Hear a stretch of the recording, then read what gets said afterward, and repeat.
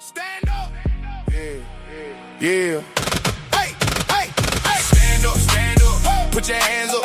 Whole city tired, man, they can't stand us. Crime going up, water look brown. Bills too high, got the whole town down. Stand up. Put your hands up. If you love your city, better man up. For the key, for the elders too. If nobody else care, then it's up to you. Taxation without representation. Tryna save the city before we save the nation. Every month another bill, another situation. People barely living, tired of frustration. Lights high, water high, rent high too. Whole hood stressed, what we supposed to do? Mama crying, daddy working overtime. Still can't win, man, this world out of line. But we ain't backing down. Tell the whole town gather round. If you hear me, say it loud.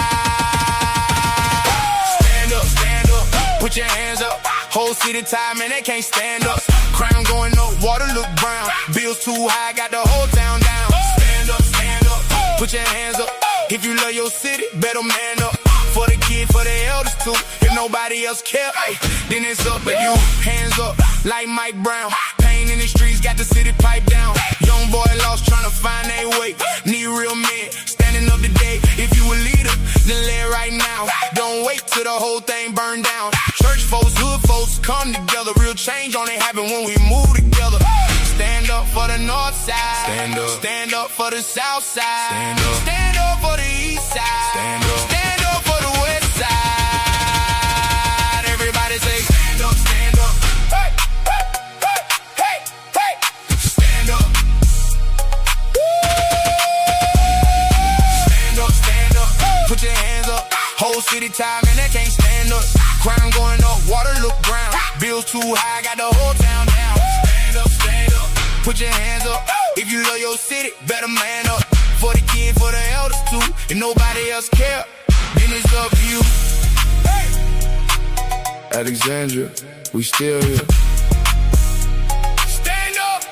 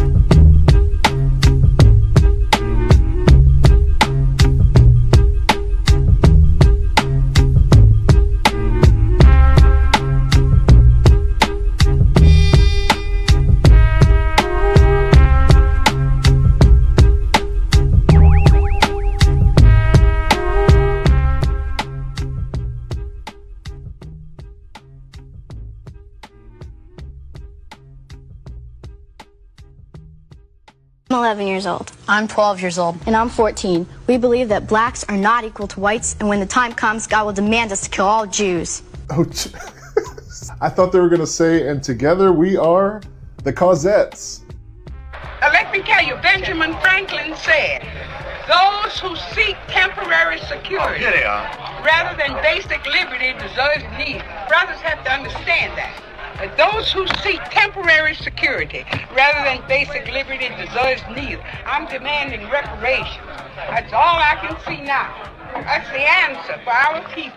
And this document tells you why the man owes you reparations. Here, honey, you want reparations? Take it. This is reparations. This is how you've been injured. This is how you've been destroyed. You was changed from an African into a Negro. That you've been damaged, injured you, took your name, took your color. I don't have my pretty black color right now. No, I want an afro. I can't even wear one. The man done messed it up. You understand? Or maybe you don't. Maybe, I know your name is Jones or Johnson or Williams, huh? And you know darn well that you have no business with English names. You don't think that's an injury. That's where your consciousness, then he killed your consciousness. You gotta charge him for that too.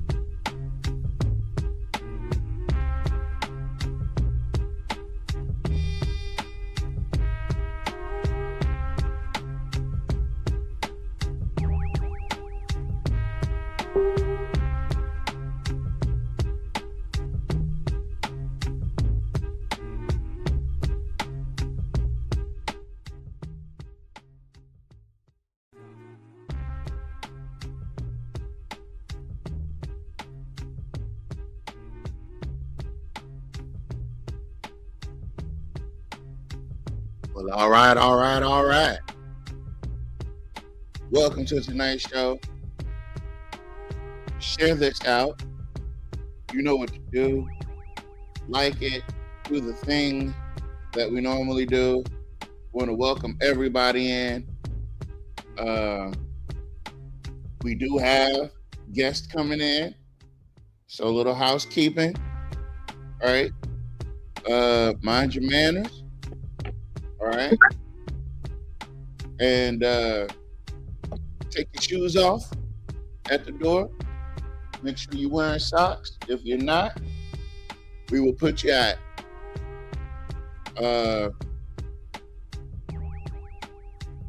Brother Greg. As you can see, Brother Gregory Scott has announced that he is now running for the councilman at large seat, looking to replace longtime incumbent Jim Villard. That's right. We got some skin in the game, folks.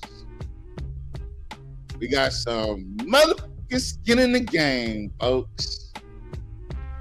Miss Tasha, thank you for joining us. Please, by all means, share this out. This one is gonna be one that you're not gonna miss. Listen, I know the deal. I know how y'all like to wait to watch us the next day, or you watch us on the way to work. This ain't one of those shows. You're gonna want to be tuned in and tapped in with us this evening. All right, I promise you.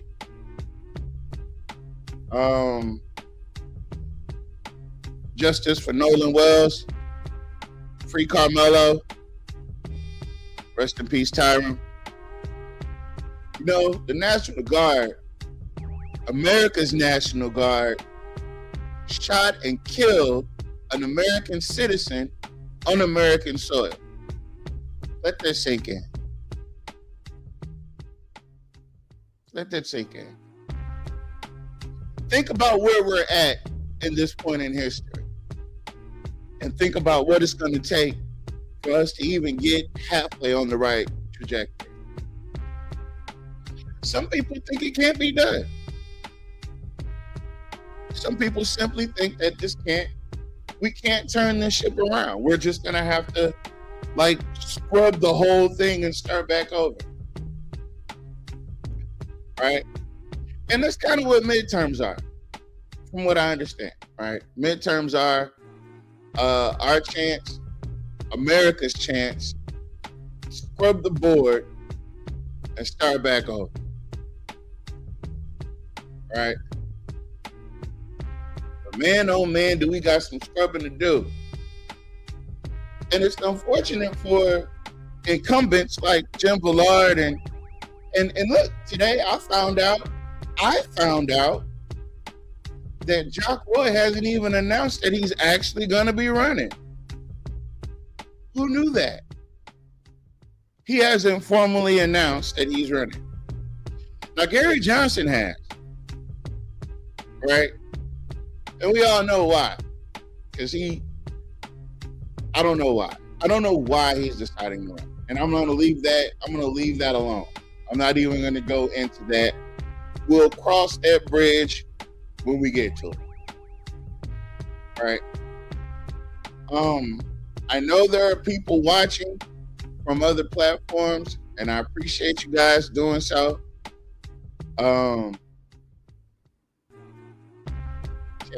Sheesh. Man, you would think that some of this stuff is made up. You really would. But Brother Gregory Scott and hold on, I got something.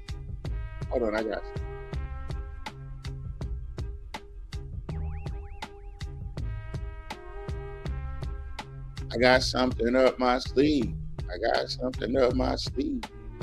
You won't believe. Homie, you just won't believe. Now, hold on.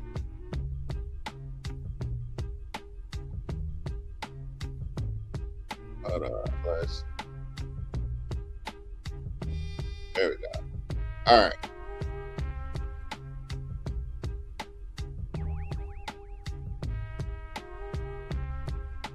Gary Clark, my bad. Gary Johnson. I said Gary Johnson. I meant Gary Clark. Gary Clark is running, and we know why. All right. Hold on. Let me cut this down. Let me add this to the mix. You won't believe. Oh, you won't believe. You won't believe what I've seen. Let me fix this. My. Check this out. Announcing my candidacy for mayor of the city of Alexandria.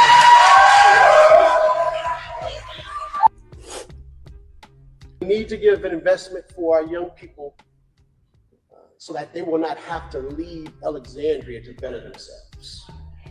We produce brilliant minds in Alexandria. Our Rocky-Scared school system has educated many people, and we produce hundreds of millions of doctors and lawyers and engineers, but unfortunately, they have to go elsewhere for an opportunity. We need to work on keeping that local talent here. Now, the city owns its own utility system, and yet too many of our people open up that bill every month and they don't know what they're going to get. They're having to decide whether or not they're going to pay this utility bill or pay for medicine or pay for food. As a mayor, lowering utility bills would be a priority. Running our utility system efficiently, transparently, and for the benefit of the people who pay for it. Now, no family should be priced out of their hometown, and no business should look at our utility rates and decide to locate elsewhere. So lower utility bills and real growth go hand in hand, and Alexandria needs both. And it's about trust. The people of Alexandria deserve a mayor that is open, honest, and accountable, willing to talk to our neighbors across the water, willing to talk to our neighbors down the street, willing to not have to be the smartest person in the room, someone who is open to ideas that aren't his. So I want to make it perfectly clear. I know that I'm not the smartest person in the room, and if I were the smartest person in the room, I think I need to change rooms. So, but being open and transparent and willing to listen to others is very, very important. I want to stress that I am not a politician. I'm a public servant, and there's a big difference. I want to stress that. I don't believe in the backyard, the back hall deals. I believe in transparency and letting people know what's going on with their tax dollars. And I'm wanting to be mayor for all of Alexandria, not black or white, not north or south, not for the old neighborhoods or the new neighborhoods, all of Alexandria. Because the truth is, our futures are tied together. If one part of the city struggles, we all struggle. But if we all work together, we can all rise. My father's generation fought to open doors. My generation is charged with making sure there's something behind that door and keeping that door open for others to walk through. I need you to talk me up because this is not going to be easy. The kitchen sink is going to be thrown at me and us to keep from winning. And I want to stress, this is not about me. It's about us. I liken myself to the turtle on the fence post. He didn't get there by himself. So it's time for us to start the next chapter. We need to build Alexandria that our children have to live, lead, to find their future. So thank you. God bless you, and God bless the city of Alexandria.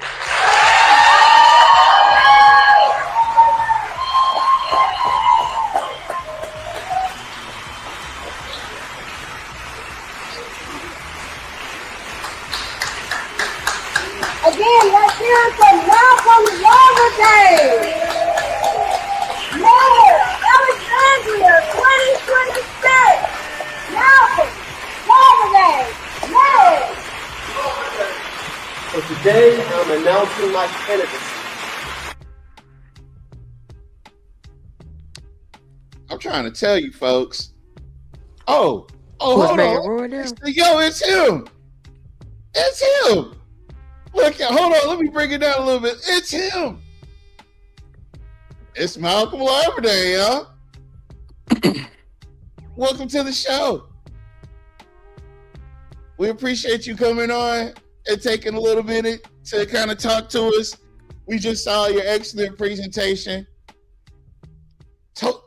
Totally appreciate you putting yourself in this race for everybody. And not everybody in the everybody sense, but you understand that you have to fix what's broken in order for everything to work. And so I appreciate that. So Mr. Laverdane, thank you for coming on the show and sitting with us for a minute. Did you have anything you wanted to say? I got you for a couple minutes. Is there anything that you wanted to share? Oh, you might not hear me yet. Oh, he can't hear me.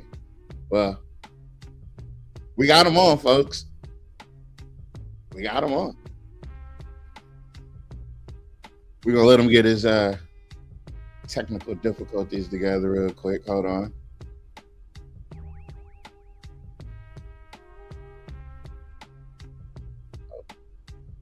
Oh, oops. Can you hear me, Malcolm? Oh, he's not loaded in all the way. Hold on, I'll take him down real quick. Yeah. That's big tough stuff right there. That's big tough stuff. Kind of segued. We segued from the presentation today, and he popped up on the screen right when the presentation. Because like I timed that. I didn't time that at all. Hey, tell him to call back in.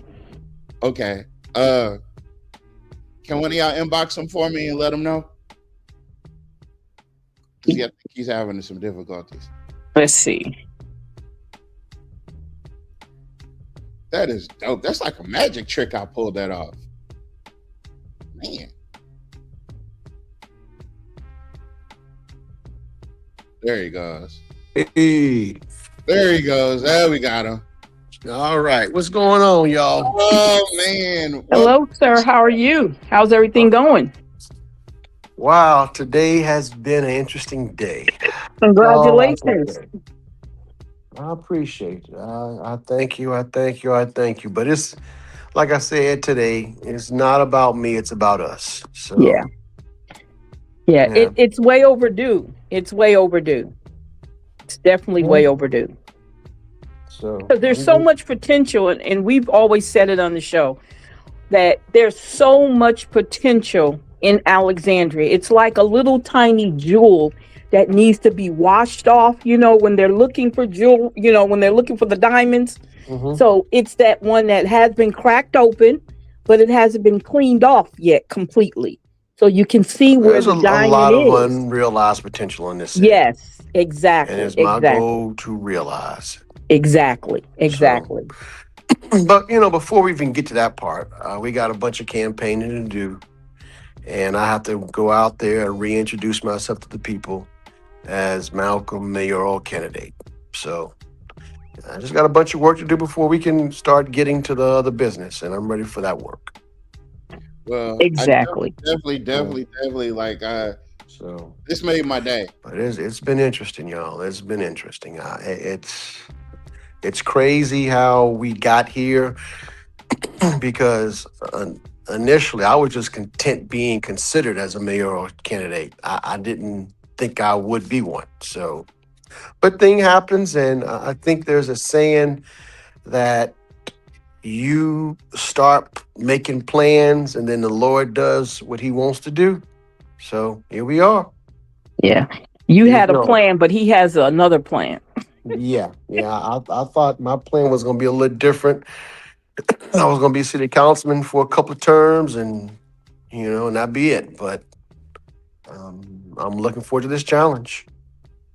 And people have been saying they won't change, and yeah, it's easy to say you won't change, but are people really willing to put forth the effort? And I'm seeing that people really are willing to put forth the effort. So I was pleasantly surprised today. We set up chairs for 50 people, and we bought food for 50 people. And I thought it was going to be a stretch for that many, given the time at 4:00. Most folk are at work or getting off work. But we cracked over 100 people. Oh. And ran out of food. Wow. Awesome. Yeah. So I'm just really relieved and overwhelmed because public speaking is not difficult for me. But when you think of the gravity of what you're saying and what you're doing, that's where my nerves kind of got the best of me because being mayor is not a job I take lightly. People are counting on you to make their lives better. So I'm looking forward to it. Well, I mean, are you? So how have y'all been, man? Can you hear me? He can't hear me. Can you hear me? Go ahead, Mom. He can hear you. He can't hear me. Hello. I can hear him too. Okay. Can y'all hear me? No, y'all got to talk because he Hello. can't hear me. Hello. Hello. Hey. Okay, hold on.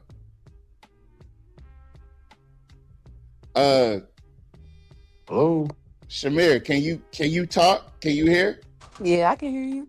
Can you Okay. can you tell him that you can hear me and let him know? I can hear some. Oh yeah, we can hear Tavares, but you can't hear him, Mr. Malcolm. Yeah. Okay. Who's this? Shamir. I thought so. I didn't want to assume. All right. Good to see you.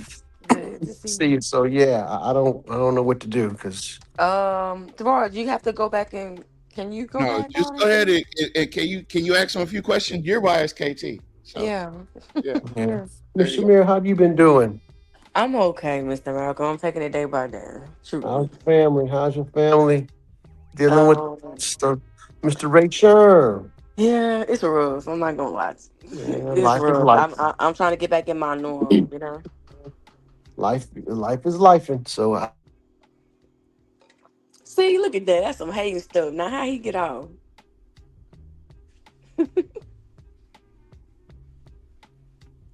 Now, listen. I don't know what just happened. I don't know why he couldn't hear me, but he can hear y'all. And why is KT? Look, everybody's just. Look, where's Miss Alita at?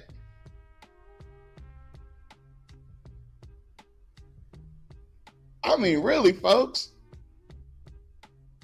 Nah, I'm fired. Dang. Y'all It's fired. not just the Malcolm off. Yeah, it knocked him off. He Yeah, gonna it come back. knocked him off. And he was just giving me some advice, man. Ain't that some hating stuff? Nah, ain't no hate stuff. You know what?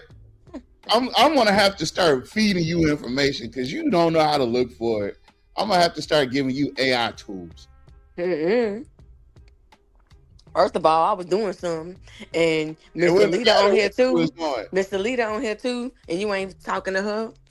because she's not even here. Then where she at? She right there. I see her. She's literally not even, and she asked them couple questions, got her answers, and moved on with her whole entire life.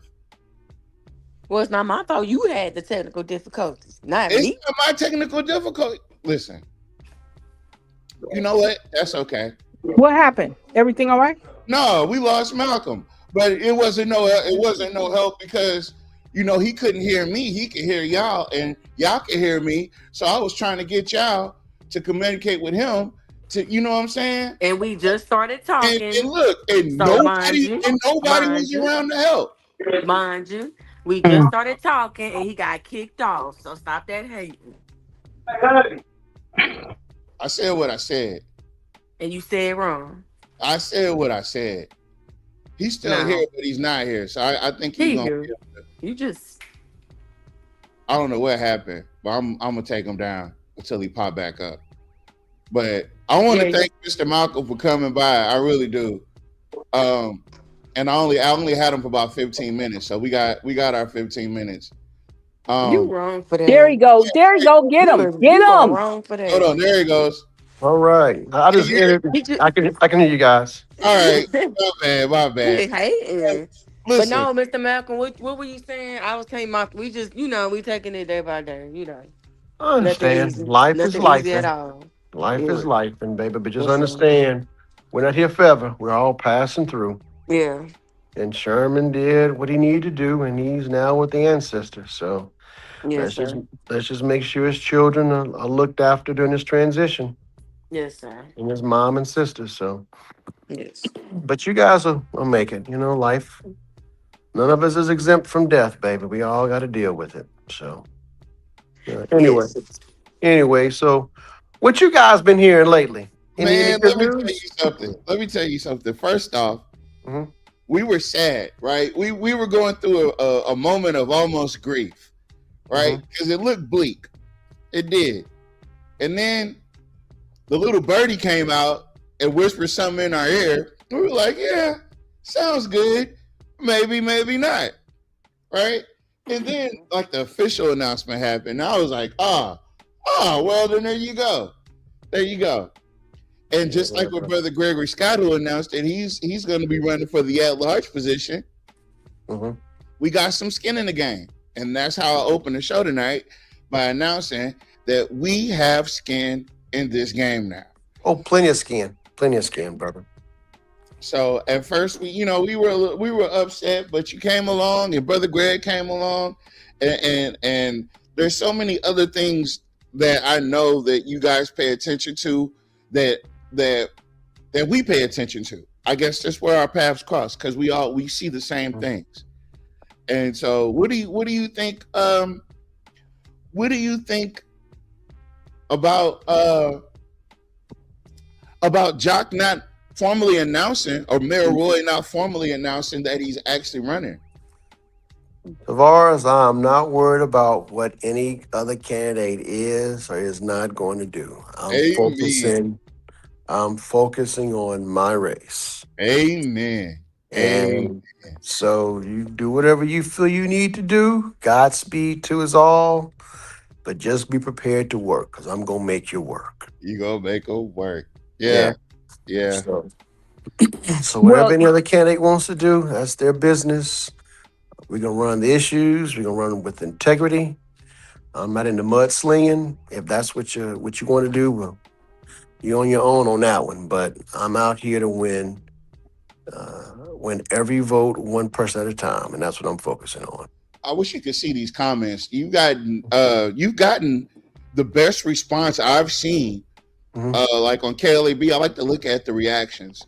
Man, there are people are 110%. It was like maybe 2 detractors, but they were insignificant. The overwhelming amount. Look, even in our chat, there's an overwhelming amount of support. So you know that the one thing's for sure, 2 things for certain. We're behind you, and we appreciate you for all the work that you've done. Well, today, brother, I let the people know that I am not a politician. I'm a public servant. There's a difference. There's a big difference. And if you don't have any haters in this world, you ain't doing nothing. You ain't doing it right. So bring on the haters. I'm going to just keep pushing along, me and my team, and we're gonna finish strong. We've started strong. We're gonna stay strong, and we're gonna finish strong. Amen. We got Brother Nat up here. Brother Nat, what's going on, man? Brother Nat, how are you doing, sir? Doing well. Doing well. Right. Hey, I want to say to the people that's listening, if they want change, they just can't sit idle and just expect change to come without work. Yep. They have to be the ones to volunteer. They have to be the ones to push for change. They have to tell people about you. They have to help put out signs. Because you just can't do an I Dream of Genie and twinkle your nose and say I'll be mayor. You can't do that. Yeah. It's going to have to take people to help you, and that's what the people need to understand. It's more than just you. It's the people also that have to work behind the word change.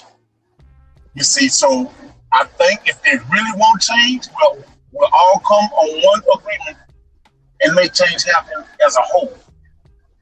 That's what I think should happen. I agree with you. Listen, y'all. Yeah. I'm listening. Yeah, so I'm all for it, brother. We do need some change in the city. So right now, I'm just trying to build some coalitions and inspire the people to vote. I get why a lot of our people do not vote, because nothing changes in certain parts of the city. 1, 2, 3, and 4 have looked fairly consistent for the last 30, 40 years. I get it. So it's my job to motivate people to get out there and push that button. And then once we're there, work like all hell to make change. And I've tried from the council side, but the mayor handles day-to-day operations. We pass resolutions and it's up on him to enforce them and enact them. And sometimes our vision is not his vision. So rather than continue being in my seat and passing resolutions, and ordinances that I feel aren't being followed the way I would like for them to be followed and enacted, why not be the mayor? Why Why not? not? You know Why what I'm not be the saying? mayor? Why Why not be not? the mayor? Why not be the mayor? So, and also, this next meeting, we will be discussing the unhomed and what we can do to deal with that. So that's a very complex issue, but I look forward to discussing it with my colleagues and see what can be done to remedy that problem. A lot of it's due to chemical dependency and mental health. So I just don't know Yeah, and what. they feel like they can write people off because of that, and that's Yeah, unacceptable to me. Because so the homeless coalition is not the only thing that's available. I was doing research, and there was another place I scrolled upon. I can't. It's called Sinla something. It's like these women. They just got a busy award, with Crest mhm, Industries, with mhm. them. So I know I seen a post, but I can't remember what it was. But they're supposed to house the homeless too, along with the Salvation Army. So there are a few places. Your It's not just, resources. yeah, there are a few, so we can't get the same excuse from all of them. Well, and really, I've I know a little about the unhomed issue. Candidly, I know a little bit, but a lot of them I hear they just don't want to go to the shelters. That's what I've been told. So I want to really explore that and Yeah, I've been see told why. that too. I've been told Yeah, that. absolutely. But that's Absolutely. different Some of than the actually shelters charge. asking them why. Because hold on, I'm sorry, Nat. Because that's the number one excuse they say about the Salvation Army. Oh, they don't want to follow rules. Yeah, some of them. But what about the ones that actually do want to follow the rules? And you know what? Go ahead on that before. Go ahead and say what you have to say, Nat, because I want to say something to that. Some of those places charge those people to come there. But if I'm homeless and I ain't got no job, how am I gonna give you some money? Exactly. I guess you got to get a Exactly. check. A check from the Yeah, I state. think But the state cutting everything. So I mean, Yeah, so it's a complex issue. It's it is really a very much complex so. issue, and resources we normally relied upon aren't available. Hmm. So I don't know. I don't have all the answers, y'all. I don't have all the yeah, answers. you're I not I know supposed to. some of the rules, some of these rules they have for these organizations are very strict, and because of that, that is another reason why. And it's not that people don't want to abide by the rules; they're just overwhelmingly too strict for a lot of people who are not used to that. Certain things they don't mind doing. Following some certain rules they do. They don't have a problem with. But some of these rules, just listening to some of the things that they're required, and it can be overwhelming for someone who's unhomed. You understand what I'm saying? Especially I ones who have understand. mental issues going on. Sometimes that stuff can be very overwhelming for them. So that's Well, something, I mean, you Uh, can't change how the organization is set up, but at least, if we're trying to help somebody, why would we put things in place to keep them from being able to use the resources that you claim you have for them? I well, mean, like I said, it's time for a discussion. I want to listen. I want to yeah. listen to some people. So we're gonna do what we can. So, but yeah. Well, Malcolm, look, I Hmm. know I know it's been a busy day. It's been a I really don't want busy to day. hold you. I Yeah. do want to save. I want to save some of my time bank with you for other stuff that's going to be coming up during the campaign because I do Yeah. want you to realize that you have our full support, and we're very very proud of you, and we thank you for I stepping up. appreciate that. I appreciate receiving that vote of confidence from you guys. It matters, and I truly appreciate and I'm thankful. So, Yes, congratulations. Congratulations. hey, this is just the beginning. I'll take that, but this is just the beginning. So, and it's not like I said, it's not me, it's us. Is So, us. all Yeah. right. That seems like a great campaign slogan. Yeah. Hey, let's, I like that. I hear you. Yeah, I All like right, y'all. Well, look, I'm going to give me a little rest, and you guys continue having a great show and keep doing what you do in the community, and we will definitely circle back soon. all right, Yeah. man. Good Thank you. Thank you. night, to Good y'all. night. Bye Good bye. night.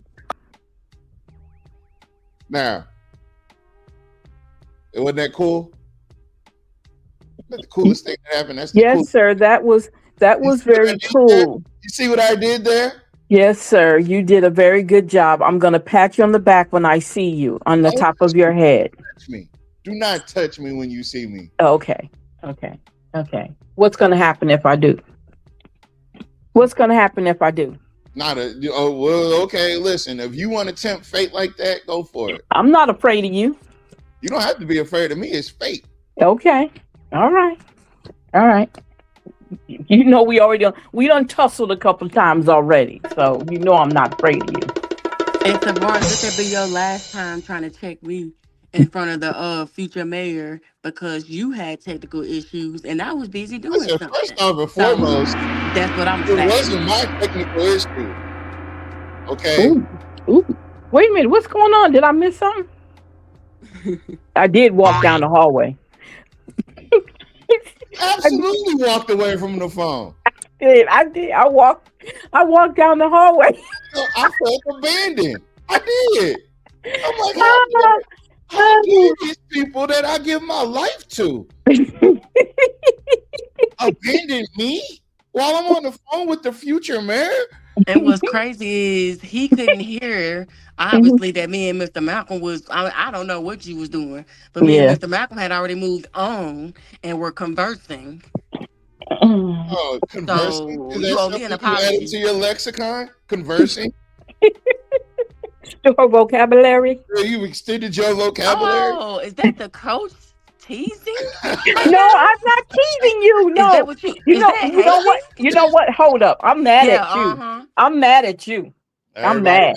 now. Everybody's Why? mad. What I I'm do? mad at you because you missed our first Monday. It was awesome.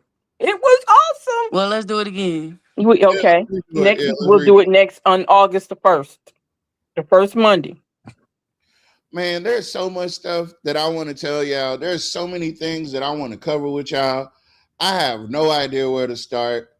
The sad part. That was a good start having Mr. Malcolm, though. Yeah. Yeah, you get kudos for that. Let me bake you some Yeah. cookies. Get you some cookies. We'll Good get him job. some milk and cookies. Yeah. Milk What it. kind of cookies you like? Chocolate chip? You want a Marlboro with that? A Marlboro? Marlboro. Where do Marlboros and cookies go together? That's insanity. Oh my God, that sounds nasty. If they jump you, we can't help you. Look at this. Look at this. What? So he gonna leave you out to dry. He gonna leave you out there. That's cold work, boy. See, look, Greg. Look what I did, Greg. Let me show you something. I had pre-planned for you being on the show, and I said, you know what I'm gonna do? I'm gonna go ahead and put his logo up at the top because this show is sponsored by Gregory Scott for Councilman at Large. I love it. I love it. Yeah, no, not anymore. Not anymore. You gonna take it down? You gonna take it down? Hey, so Mr. Scott, can you get on the phone? I mean, ask him, can he get on the stage? I wanted to do his on the next show. So okay, you want to catch on the next show? The next show. Okay. I hadn't even told him yet, but golly, damn, I didn't know. I'm sorry, I didn't know. There video footage today of Mr. We can run that back. Yeah, it's a video. We can run that back. So, Mr. Scott, you need to be available on the next show so that we can get you up there. Available. Yeah, listen, he's here now. I wish. I mean, people just can't let stuff slide. They just want to be everywhere and everything. They want to have all the look at this. Look at this. Look at what he put on the screen. Look at it. We're gonna have to get the future. Yeah. See what I'm saying? They already started. Oh, hold up. Look, that's that show she'll be watching in the background while she's not paying no attention to us. Hold on, I gotta edit. My point exactly. I've been said that. Nah, you fuss at your mama. What happened now? What happened? That's what you be watching when you don't be watching us while you on the show. You're dead wrong, sir. Candidacy for mayor of the city of Alexandria. So today I'm announcing my candidacy for mayor of the city of Alexandria.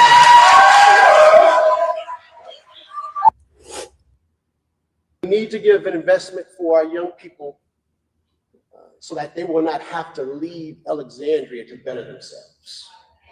We produce brilliant minds in Alexandria. Our Rocky-Scared school system has educated many people, and we produce hundreds of millions of doctors and lawyers and engineers, but unfortunately, they have to go elsewhere for an opportunity. We need to work on keeping that local talent here. Now, the city owns its own utility system, and yet too many of our people open up that bill every month, and they don't know what they're going to get. They're having to decide whether or not they're going to pay this utility bill or pay for medicine or pay for food. As mayor, lowering utility bills would be a priority. Running our utility system efficiently, transparently, and for the benefit of the people who pay for it. Now, no family should be priced out of their hometown, and no business should look at our utility rates and decide to locate elsewhere. So lower utility bills and real growth go hand in hand, and Alexandria needs both. And it's about trust. The people of Alexandria deserve a mayor that is open, honest, and accountable, willing to talk to our neighbors across the water, willing to talk to our neighbors down the street, willing to not have to be the smartest person in the room, someone who is open to ideas that aren't his. So I want to make it perfectly clear. I know that I'm not the smartest person in the room, and if I were the smartest person in the room, I think I need to change rooms. So, but being open and transparent and willing to listen to others is very, very important. I want to stress that I am not a politician. I'm a public servant. There's a big difference. I want to stress that. I don't believe in the backyard, the back hall deals. I believe in transparency and letting people know what's going on with their tax dollars. And I'm willing to be mayor for all of Alexandria, not black or white, not north or south, not for the old neighborhoods or the new neighborhoods, all of Alexandria. Because the truth is, our futures are tied together. If one part of the city struggles, we all struggle. But if we all work together, we can all rise. My father's generation fought to open doors. My generation is charged with making sure there's something behind that door and keeping that door open for others to walk through. I need you to talk me up because this is not going to be easy. The kitchen sink is going to be thrown at me and us to keep from winning. And I want to stress, this is not about me. It's about us. I liken myself to the turtle on the fence post. He didn't get there by himself. So it's time for us to start the next chapter. We need to build Alexandria that our children have to leave to find their future. So thank you. God bless you, and God bless the city of Alexandria.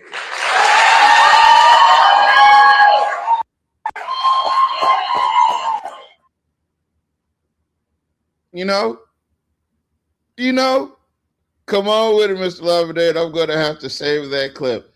Well, we saved it for you. And man, like, are you, like, I know this is kind of like a thing for us, right? Make sure you're hitting the like and the share button too. Make sure you're subscribing to us on YouTube. We're bringing you exclusive news. We have real live candidates that are here in real time. And, people that are a part of, and this is the other main thing that I'm overly excited about. The fact that we might not have to close up shop in November. we might not have to close up shop after all. We got a chance to stay on the board. We got a chance for a season 59 of the Can We Be Frank show. After 59 seasons, we can do season 60. And we'll have Mr. Malcolm Larverdane on. By then, he'll be the Mayor Larverdane. And we'll have Councilman at Large Gregory Scott up here. Look, watch this. We'll have Councilman for the Council Lady for District 2, Miss Linda Bell up here. Hell, the whole damn the 3 of the council members. You know, Brother Jules is gonna come on if we ask him to.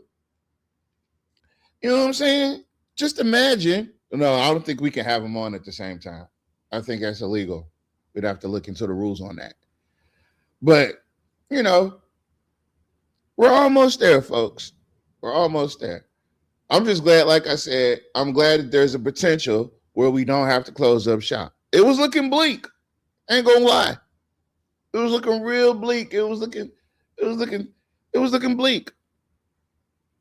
We thought we were gonna have to shut the show down. We was like, oh man, we really love doing this show. But if these people go out there and they vote for John Roy and let him back in office again, we're out. No, I'm just playing. But that's essentially what it was gonna be. Because like at this point, there's nothing more we can say. Literally nothing more we can say.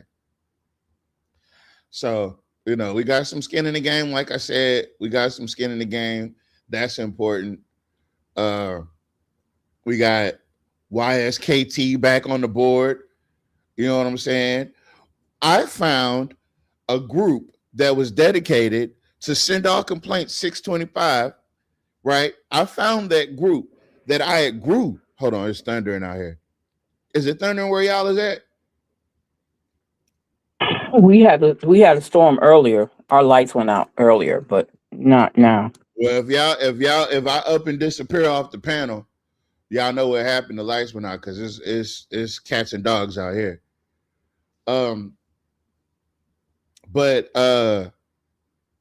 yeah, man. Yeah, I don't even know where else to go with this. Cause at this point, it's only up from here. Now, I do want to get into a little Carmelo, right? Because today, whether you guys know it or not, today there was an update. Now, mind you, there's so many updates, late breaking updates, that I was still doing research probably like an hour ago. So to break everything down is literally impossible because there's documents been released, but I can't give you guys the semi-circle rundown. Let me see if I can share my screen. Also, we know about you guys might notice that we don't constantly report crimes that happen in Alexandria. There are plenty other outlets that do that. Almost too much they do that. So we try to provide you with information that is not readily available.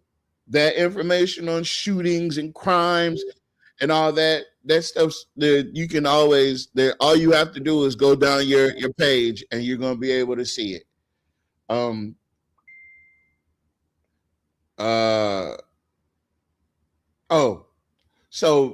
Yeah. I'm gonna get to that part. So let me see if I can pull this up. So me and AI have this great relationship, right? And I've trained the AI to give me the information that I need. Oh man, I don't think I can do it. Hold on. I gotta pull this out. And then I gotta do this. Oh, I can't even do it like that. Dang. All right. Hold on.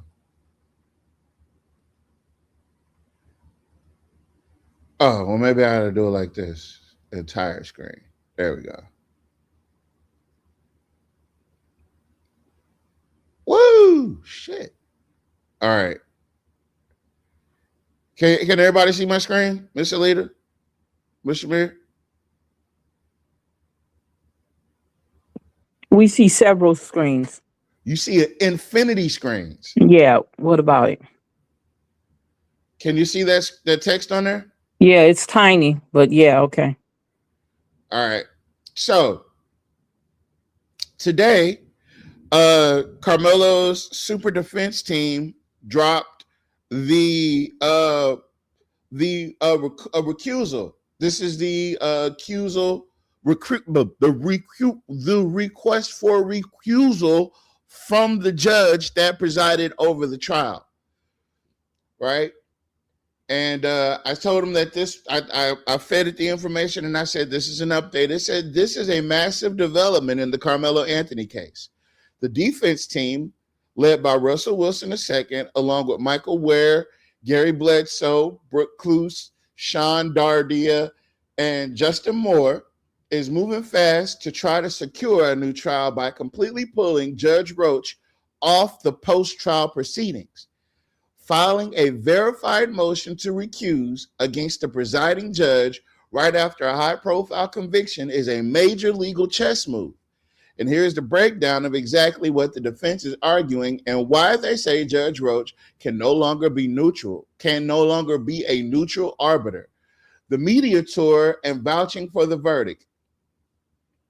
So they talk about how after the verdict is read, Judge Roach goes on this media tour and he's saying how well of an oiled machine this was. He says the primary trigger for this motion is the televised interview of Judge Roach granted to WFAA TV that aired around June 11th, 2026, as well as statements to Fox News. The defense points out that while the case is still actively pending post-trial motions, Judge Roach went on TV and explicitly endorsed the jury's guilty verdict, stating, yeah, they did. And when asked if the jury got it right and calling Carmelo a nice young man who committed a crime. The defense argues that the judge cannot impartially rule on a motion for a new trial if he has already publicly declared the verdict to be correct outside the courtroom. Is that a win or is that a win? That's a dub, because he did in fact get on TV and he did in fact vouch for this being the correct outcome.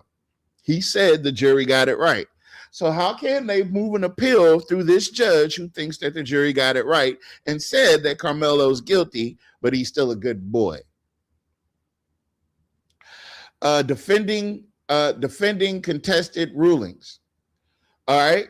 During the trial, the defense fiercely contested the courtroom access limits, no cameras, restricted public seating, and the dismissal of 3 African-American prospective jurors during the voir dire.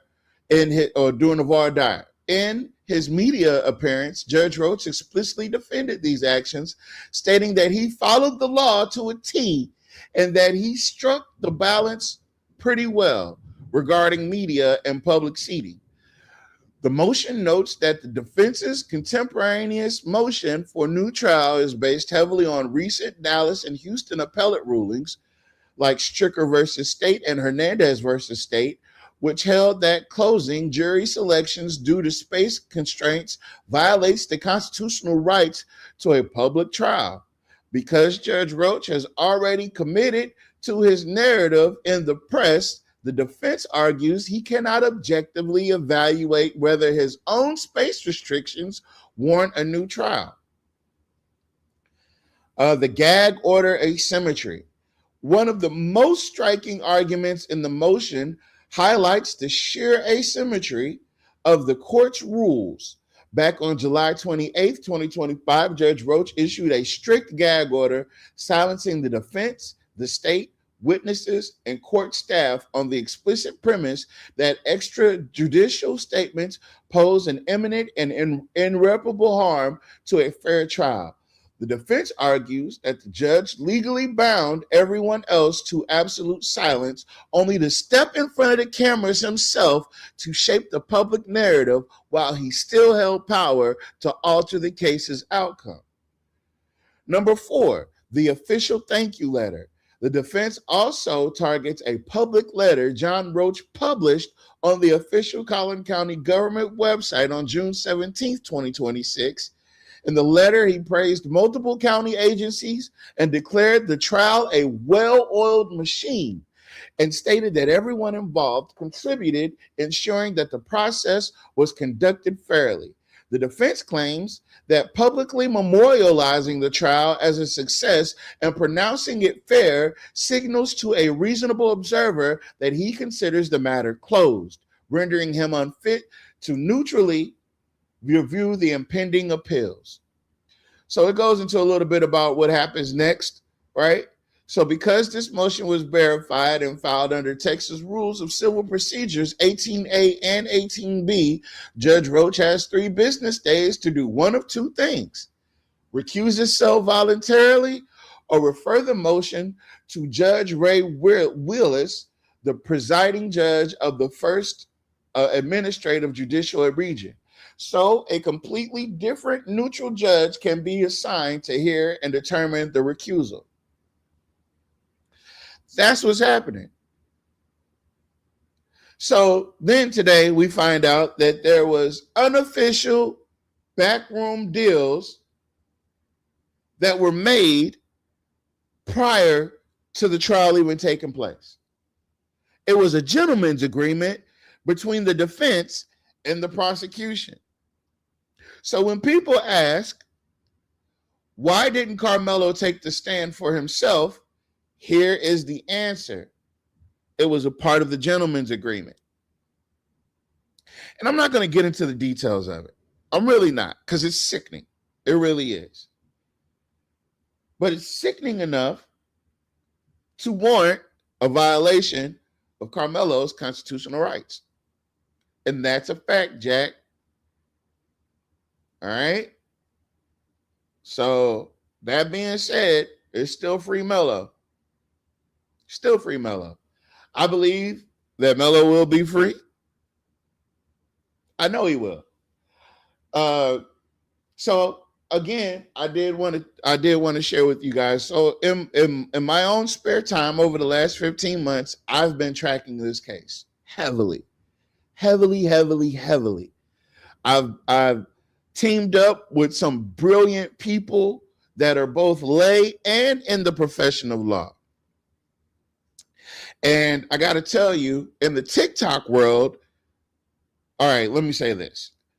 What you see on Facebook is just a small snippet of the things that take place on TikTok. And it's a small snapshot of what I do when I'm not on Facebook and I'm on TikTok. I engage in debating about this case. I've done a lot.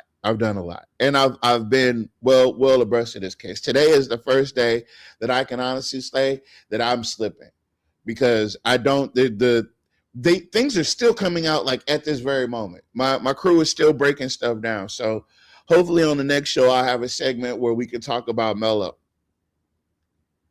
And we can get more information that I gather. But one thing that I do know for a fact, and this is going to come out eventually, I don't know who's going to say it, but I do want to be the first person to go on record and say this.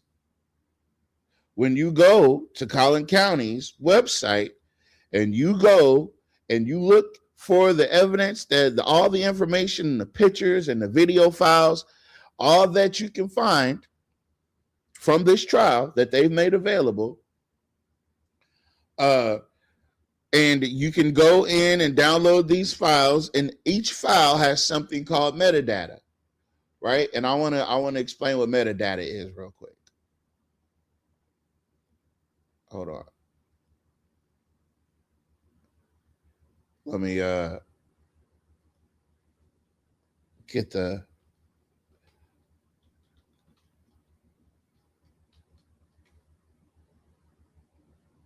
meta.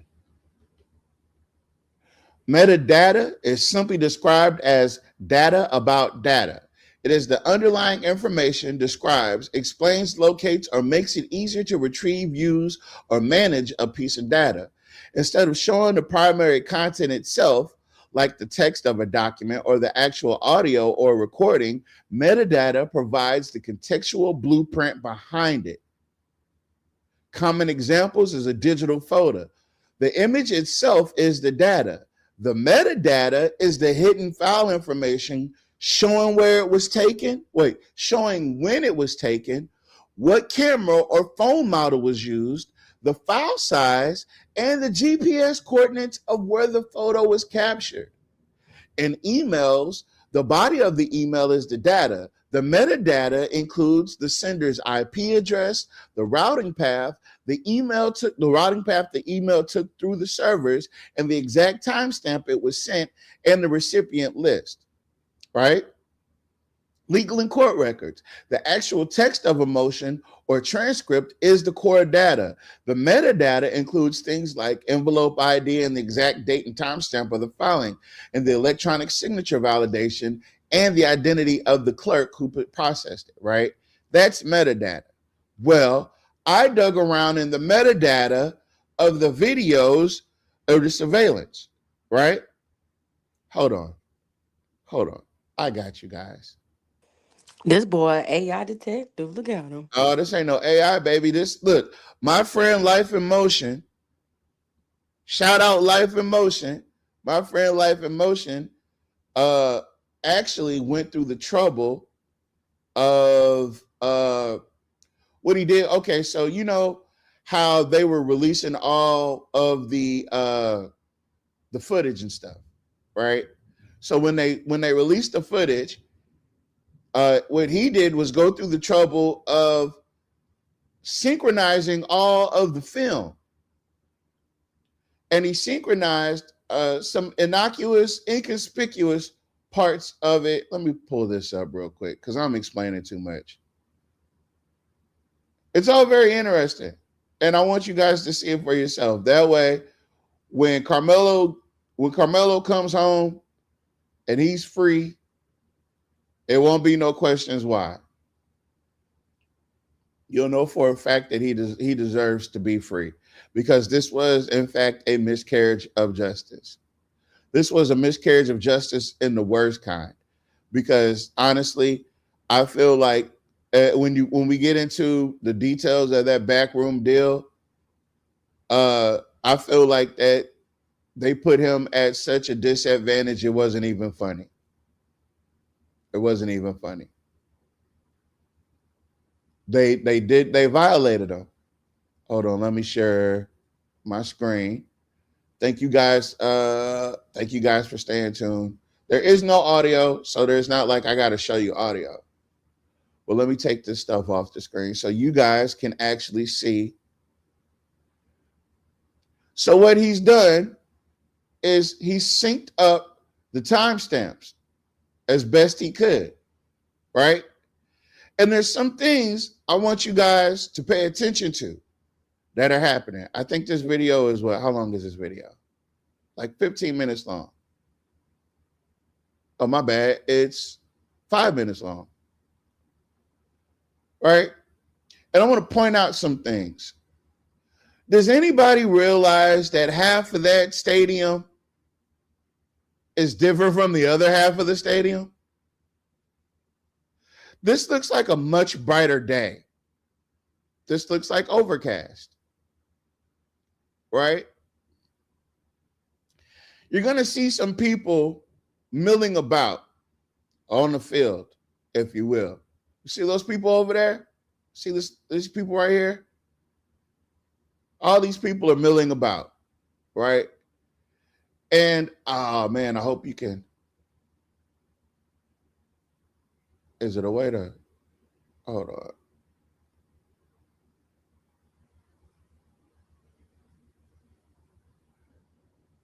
You know what I'll do? I'll wait. So in a few minutes, you're going to see some people running around this track.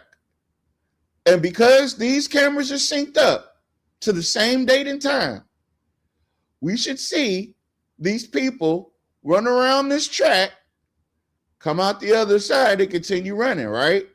Because it's synced up, and this is the same day. We're looking at this date, we're looking at this date. These are both the same. We're looking at this time, we're looking at this time. These times ain't nothing but about 2 seconds off. They might be a second off. And there's a reason for that, right? So looking at this for yourself, you're like, this is evidence they submitted. I'm going to tell you about the metadata in just a second. So metadata is what's included inside the file. When you click on properties, or if you have like a metadata app or something where you can slide the file into it and it'll tell you the metadata. When I looked at the metadata for this, I was shocked. And more so shocked, I was appalled. That's right, folks. I get appalled. And in my appellation, I realized that this is the prosecution's video that they used to convict Carmelo, right? The issue with the metadata is they used an open source freeware called OBS. Now, OBS is something that we used to use on this show. And I just thought it was too busy, right? Because it's quite simply is just it. This is a straightforward show. The format that we use now is perfect for what we do, right? But I experimented in OBS, and I might still have it. I know Mom still has it on her computer. But OBS is a third-party source. It's not the industry standard. It doesn't. There was no reason for surveillance footage to be ran through a third-party system, right?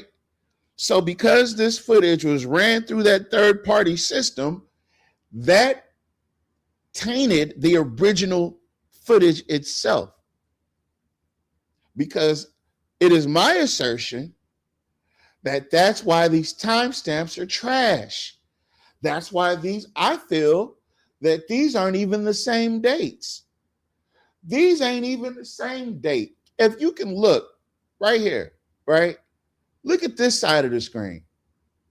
Now compare that to that side of the screen. Mind you, these cameras are right next to each other. This looks like a whole different time of day. And in just a few minutes, you're going to be able to tell why.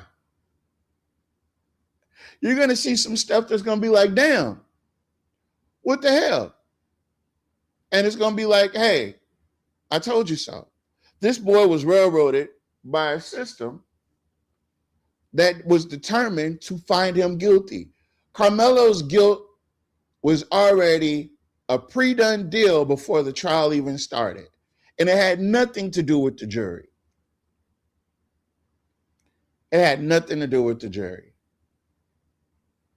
So what I'm waiting for is these people to come running around this corner right here.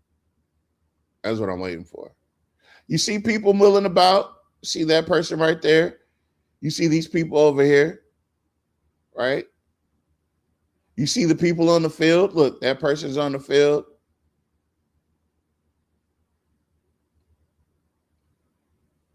It's surveillance video. Oh, hold on.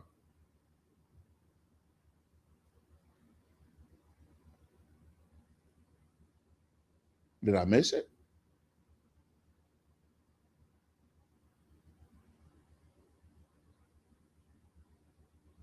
I did miss it. So I want to zoom in like right here. I want to zoom in right here. But what's happening right here is people are literally walking into this line and disappearing. They're literally walking into this line and not coming out the other side. And it's happening on both sides. This is clearly not the surveillance footage. It doesn't sync up. Oh, there it goes. You see these people right here? You see these people walking or running right here? Here they go. Here they go. They should pop out the other side. And no, they don't even come out. They never come out the other side. We've been tricked. We've been tricked. This kid was railroaded and we were bamboozled. We were bamboozled. Let me run that back for y'all.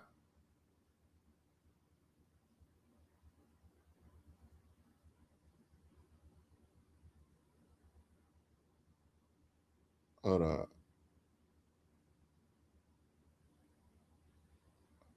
It was somewhere in here. Oh, there they go. Boom. All right. Hold on. These people are running,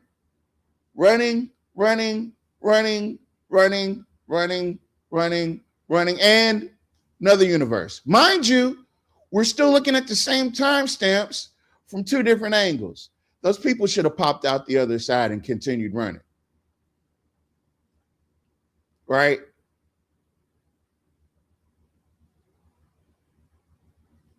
Said the clip on the left is 2 minutes faster. The clip on the left is no, they're synced up. They're synced up. These are seconds right here. So this is 29:30. That's 29 that just hit 30. That's 32. So they're like 2 seconds off. But either way it goes, those people should have popped out within 2 to 3 seconds and started running around the track. The video's been doctored. And I proved that by looking at the metadata. When I looked at the metadata, I realized that they used OBS. And OBS is, like I said, a third party. It's a third party platform thing. It's an app, or it's a program, open source, where you can program it yourself. And you may ask yourself, well, why would they run it through OBS? I had the same question. Then I dug around a little bit more. And guess what I found out? I found out that OBS allows you to add a timestamp. You can customize a timestamp to add to your videos. So if they edited these videos with OBS, that's a fact.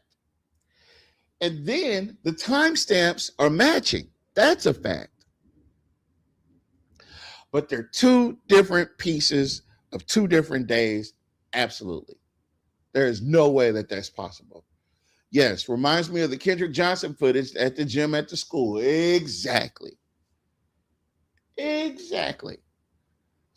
And some of the reason that I got so deeply involved in this case is simply because it took me by surprise. I didn't know what to expect once I started engaging. I didn't know whether Carmelo was guilty or innocent, right? And all my friends that I was working with, or that I still work with, we walked into this case with an open mind, and we started looking at self-defense, penal codes, and all this 93.1 and 9.32. Like we really dug in. Got into Texas House Bill 1935 because they said it was a knife. Right? They said it was a knife. So they didn't tell us how long the knife was. Now, mind you, we didn't know what the knife looked like until the trial. Nobody said how long it was or nothing till the trial. So a whole year goes by and we're going over the law, just the law itself, right? And whatever side that this trial pops out on, we were going to be, as long as it was done by the law. Well, we found out that the knife was 3.5 inches. According to Texas law, any knife under 5.5 inches is not location restricted. It's a legal knife to carry. It's not even considered a weapon. It's considered a tool in the state of Texas, right? So once we found out it was 3.5 inches, we was like, great. And then we heard the officer get up there. We didn't hear him, but we read where the officer got up there and said, it's a tool. It's a multi-tool with a light and a glass breaker and some other stuff on there. Right? So we were good with that. I mean, the whole trial, we just knew there were some arguments that we had made over the last year that the defense did not make. And we were a little bothered by that. We were a little unsettled by that because we had debated this case ad nauseum. We really, like I said, we really dug in. We know what we're talking about when it comes to this case. So to couple all that together and just to find out that he got railroaded, and not only did he get railroaded, he got stumble pumped. They tried to do him in. They did as much as they could, right? Only to find out that the judge, that the prosecution, and damn near that the defense were all pretty much, I feel, I'm not going to say we're in cahoots, but this goes back to that gentleman's, gentleman's, what do you call this? What do they call it? The gentleman's agreement between the prosecution and the defense. So the terms of the gentleman's agreement was both sides essentially agreed to keep the trial strictly focused on the immediate facts of the confrontation at the Frisco track meet. What was excluded was the prosecution agreed not to bring up certain bad character or prior extraneous act evidence regarding Carmelo. In exchange, the defense would not introduce specific negative background or character evidence regarding the victim, Austin Metcalf. The goal of such an agreement is to typically to keep the trial clean and avoid distracting character assassination battles and shorten the proceedings. Because it was unofficial and handled off the record, it relied entirely on mutual trust between the attorneys. Then it talks about the final day trap. According to the 63-page motion for a new trial, the prosecution waited until the absolute final day of testimony to shift their stance on the scope of this agreement. When the time came for the defense to decide whether Carmelo would take the stand to explain his side of the self-defense claim, the state's prosecution asserted a critical caveat. They argued that the off-the-record agreement would no longer apply if Carmelo testified. They maintained that by taking the stand, Carmelo would open the door to character cross-examination, meaning they would feel free to hit him with the highly damaging extraneous act evidence they had previously agreed to withhold. Why the new defense says it violates his rights. Carmelo's new appellate team argues the sudden pivot on the final day forced the young defendant into an unconstitutional dilemma.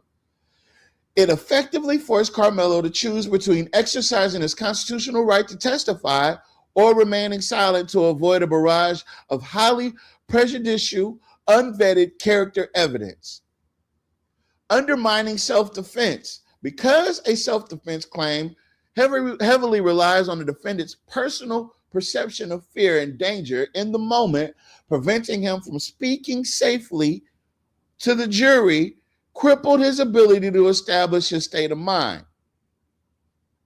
The defense is now using this breakdown to argue that relying on an off-the-record agreement allowed the prosecution to create a procedural trap, rendering the trial fundamentally unfair and necessitating a brand new trial under a different judge. They set him up. The prosecution, they made an agreement with the defense. And at the last moment, they gave Carmelo 10 minutes to decide whether or not he was going to take the stand. 10 minutes is all the kid had. And it's still a child. 10 minutes is all he had to decide whether or not he was going to take the stand. Now, if he would have took the stand, they were going to make claims that were unsubstantiated, neither provable. They were just going to launch a barrage of lies against Carmelo if Carmelo got up there and slightly impeached and made Austin Metcalf look like what he really was, which was a bully. Now, in the court documents, some of those negative things that they were talking about, Carmelo could testify to, or that could be brought up, was the fact that Austin Metcalf and Hunter Metcalf were both troublemakers. And they had been tied to some racist allegations at that school and with other students. And then they were going to have to talk about the cheerleader who wrote the letter, who got cursed out at Canes. They were at a restaurant after a game they had lost, and she expressed she's a cheerleader for Memorial High. And she said, oh, damn, whatever it was, she was saying how they had lost and it sucked. Well, Austin came over there and called her all kind of fat bitches and all kind of shit. And that explains a lot. It speaks to his character. They didn't want the world to see Austin for what he was. And that's the reason for this gentleman's deal. And that's also the reason why they reneged on it. And believe you me, if you hear me telling you about this case, it's all facts. Some speculation, but the only speculation I have is the speculation after the fact. But as far as everything leading up to this trial, all facts. Now, Carmelo did defend himself. This is a textbook case of self-defense. In Texas, a person has no duty to retreat. Oh, and we have a perfect example of that because of the young lady that shot the man in the parking lot at Walmart in Florida, which is another stand your ground state. Right? And to add to everything else, they established that guy wasn't such a good guy. Right? And you'll notice that they're trying to, like certain stories they're trying to bury. Once they find out that the guy wasn't a good guy, he wasn't such a great guy. He had a lot of threatening ass allegations against him. Hold on, let me see if I got that paperwork too. I typically like to keep the paperwork. I think this is it. No, that's not it. Oh, wait a minute. Because you know what I could do? I know what I could do. Because y'all got to follow me. Listen, if y'all are not following the Can We Be Friends Show fan page, get on Facebook and look for the Can We Be Friends Show fan page and follow us. If you're not following me on TikTok, I don't know if I should do that. I don't know. Y'all might look at me a lot different if y'all see me on TikTok. I'll be cutting up. I'm not gonna lie. I'll be cutting up. Let me see. What can I share? I can share this. Hold on. I'm gonna put the video up.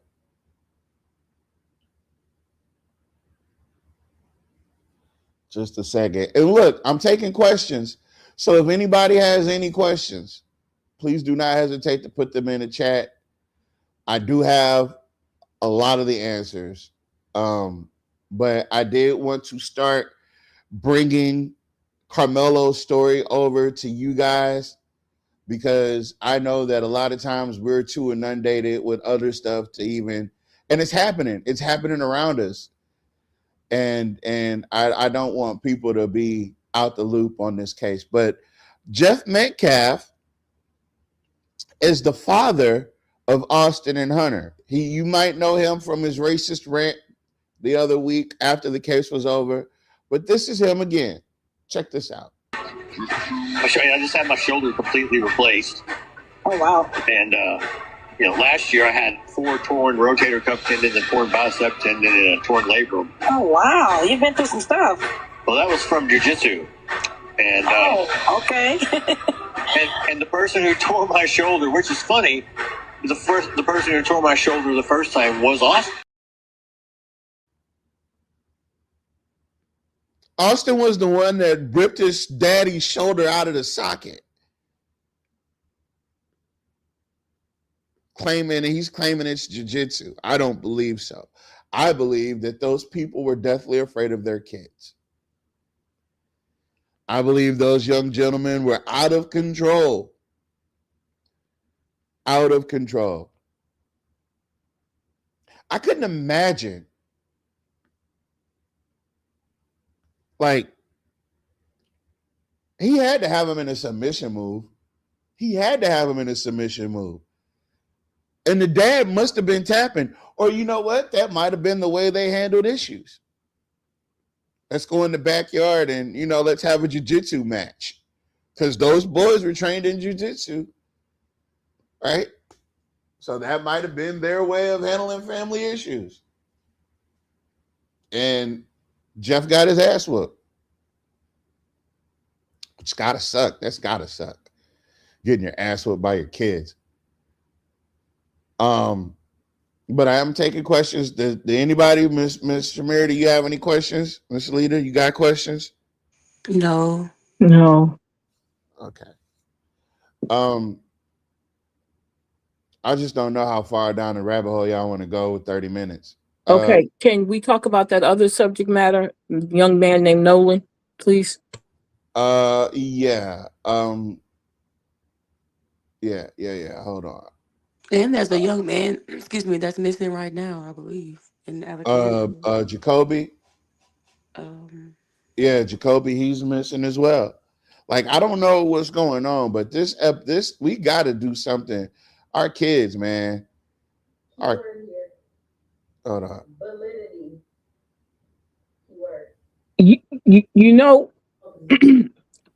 This young man named Nolan Wells, that happened in Mississippi. I thought it happened in Florida, but it was in Mississippi. Yes, Mississippi. Okay. So when I was going through the story, this young lady who's actually talking about the story a lot, it reminded me of, and you guys have probably heard me talk about it a long time ago, the Jason Smith story that we covered, where I had an opportunity to speak to the mother. I interviewed the mother, the sister, the uncle, the father, me and the father, me, Brian, and the father, that is, had a long-standing relationship trying to get some information, on how this, we were doing our own investigative work on it. And he was in the company of all white boys when he was found drowned in a lake that they weren't supposed to be in. And the lies that were told, we have the police report, we have his autopsy, we have all that stuff, and everything did not pan out correctly. And this is me. You can't always tell your kids who they, because they find their friends on their own. It's not anything to have to do with you. But we have to look at when our kids find themselves being driven to be around a whole bunch of white kids. And I think we've been very silent. We think, oh, our kids are supposed to hang out with what they want to, but you can't, in some places, you cannot have your child being the only black child around a bunch of white kids all the time. That is not a flex. That is not a flex at all. Well, my child is all around and I want him to be interacting with other children. That's bull crap. Okay. Some things you got to pay attention to.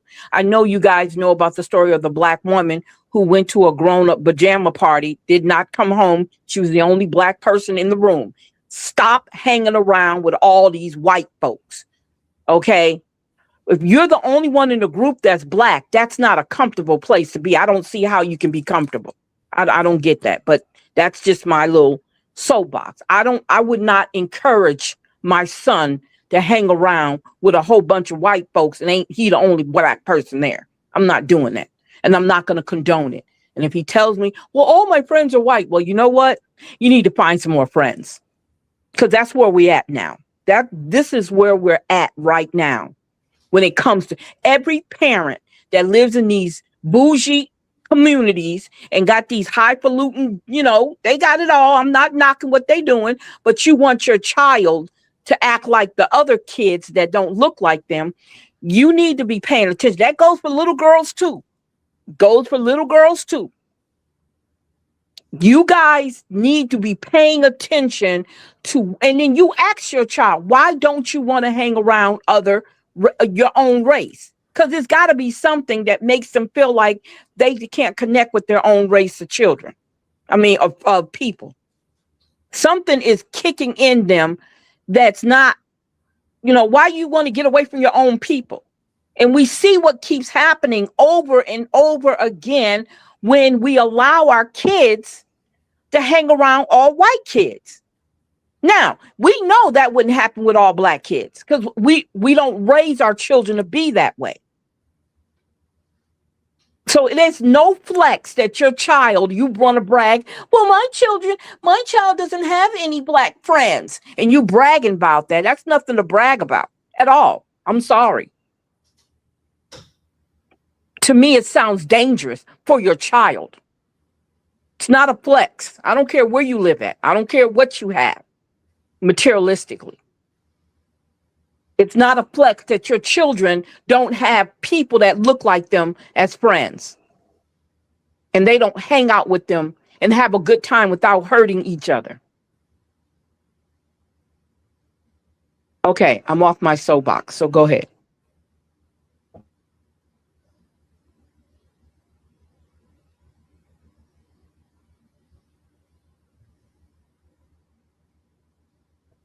Hello, where'd you go?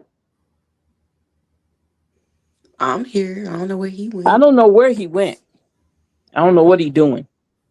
But yeah, so, you think about this. Young man, he was going on 9. He hadn't even made 19 yet. And let me say something else. This is just me. I'm coming from a mother's perspective. We teach our children that they're grown when they still have teens behind their name. Their age. To me, you're not grown. I don't care what you do. You're not grown yet. You're 19. Oh, he's a man. No, he's not a man at 19. A man's brain does not fully develop, I think, to the age of 25 or 35. I can't remember which one it is. So some of the decision, I'm not saying all men or young men don't have knows how to make good decisions. I'm And saying plus, on either way, like you average. said, teen, Huh? 19.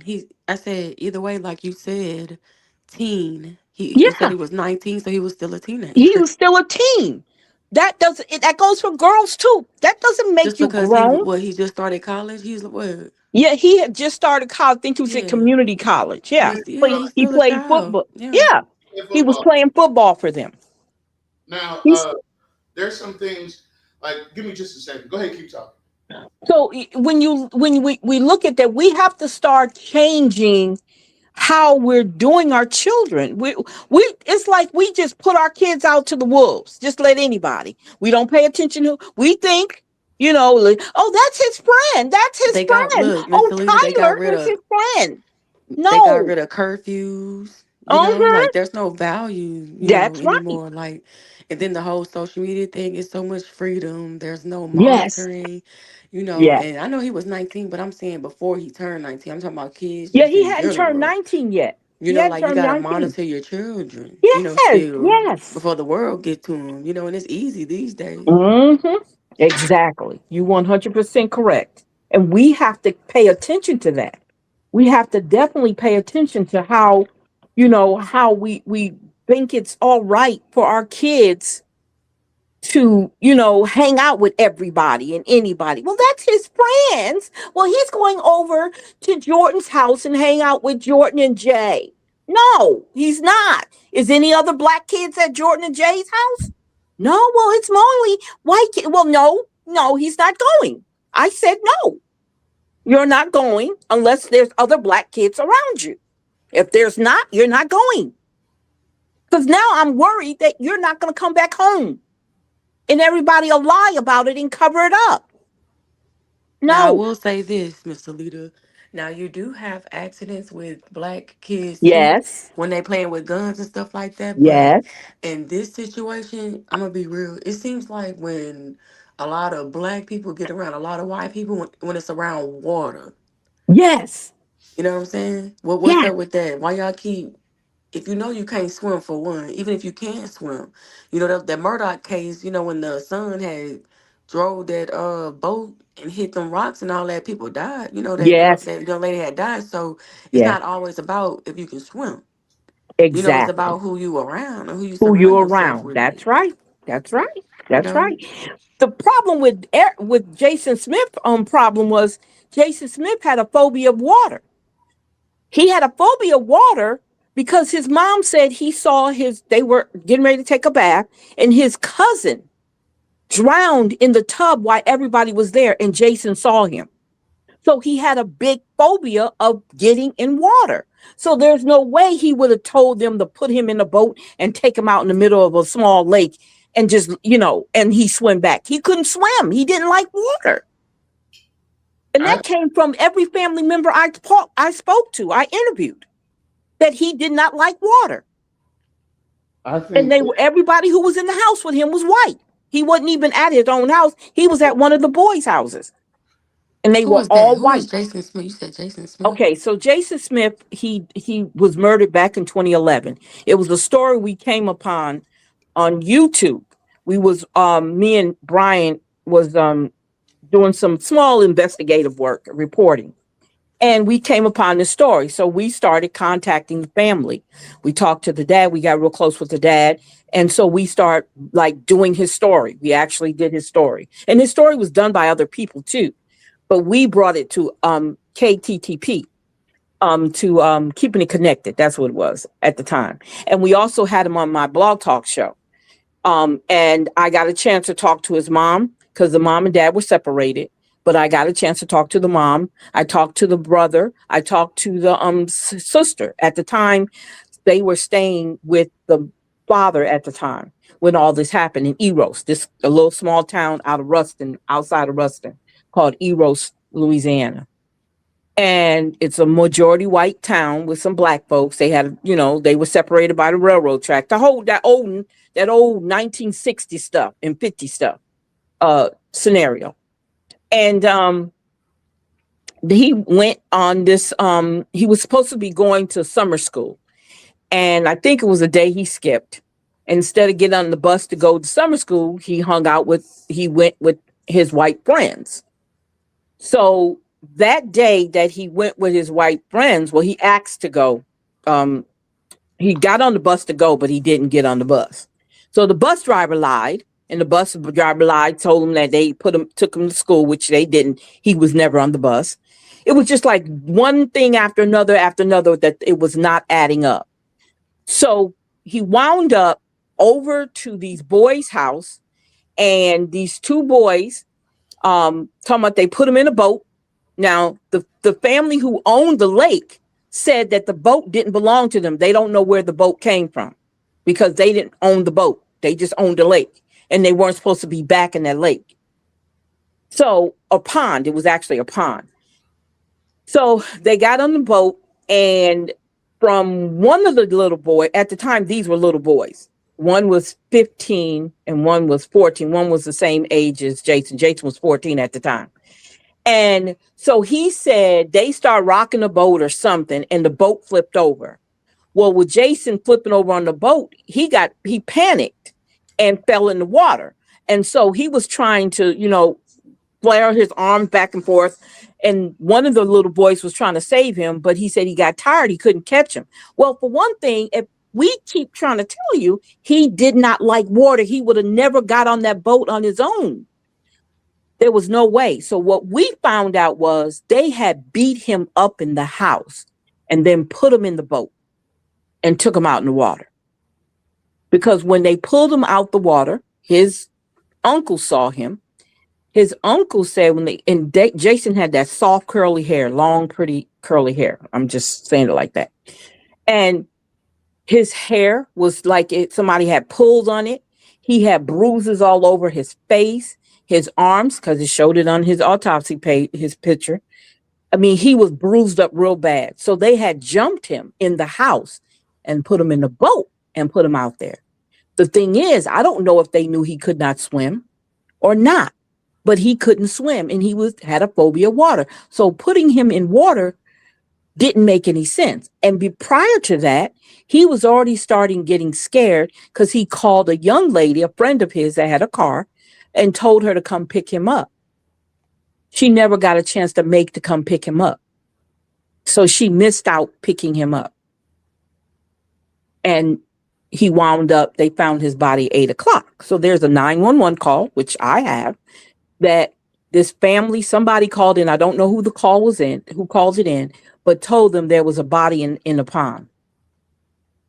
Now, these two young boys who was involved, after they he wound up in the water, they went home, didn't tell nobody, went home, changed their clothes, and was sitting down watching TV when one of the other boys' mother came home and told him the other boy had to leave because he was going to go to a party. They still hadn't told anybody that there was a body in the water. They didn't tell them until another family got involved. Well, wait a minute. Just stop. Oh, you found it.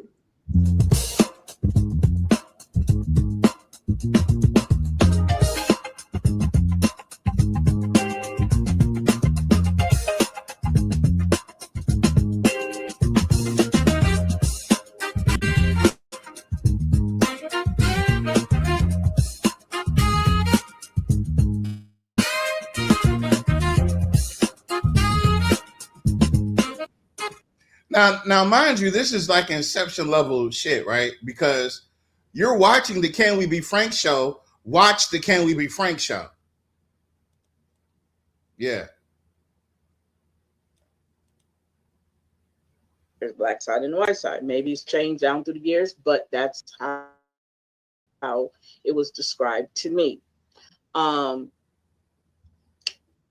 this time, and I'm going to read the story so you guys can hear it again, hopefully without the echo. Oh, you know what I forgot? I've got to go over to the chat. I apologize, you guys. Let me put that in there. Okay. So I wanted to say, so 14-year-old young man, Jason Smith is his name. And he was doing summer school. So he was supposed to be doing summertime. He wanted to play football from the story that was told to me. He wanted to play football. So he had to get his grades up. So in the process of getting his grades up, he wound up being put in summer school. So this day he was supposed to get on the bus. His uncle at the time, because he lived with his uncle, his brother, and his sister, and his father. And his uncle was supposed to make sure that he got up every day, because at the time the father was not, he was out of town. He had went to California. So he was to make sure the young man got up and went to school, got on the bus, whatever, right? So from what I understand, he did get up, he did get dressed, he did have his uniform on, and he had his backpack, and he was supposed to be getting on the bus. That's where everything changes. And that's where the story goes to where it's at. And we're going to go ahead and read from the information I got. Now, I have videos from YouTube. YouTube kind of dinged me the last time when I played the video because I actually had music. So the video that you will be seeing tonight will not have any music in it. And it also will show you in this video some of the stuff that I have on paper, but I don't have it on paper in the sense that, hold up.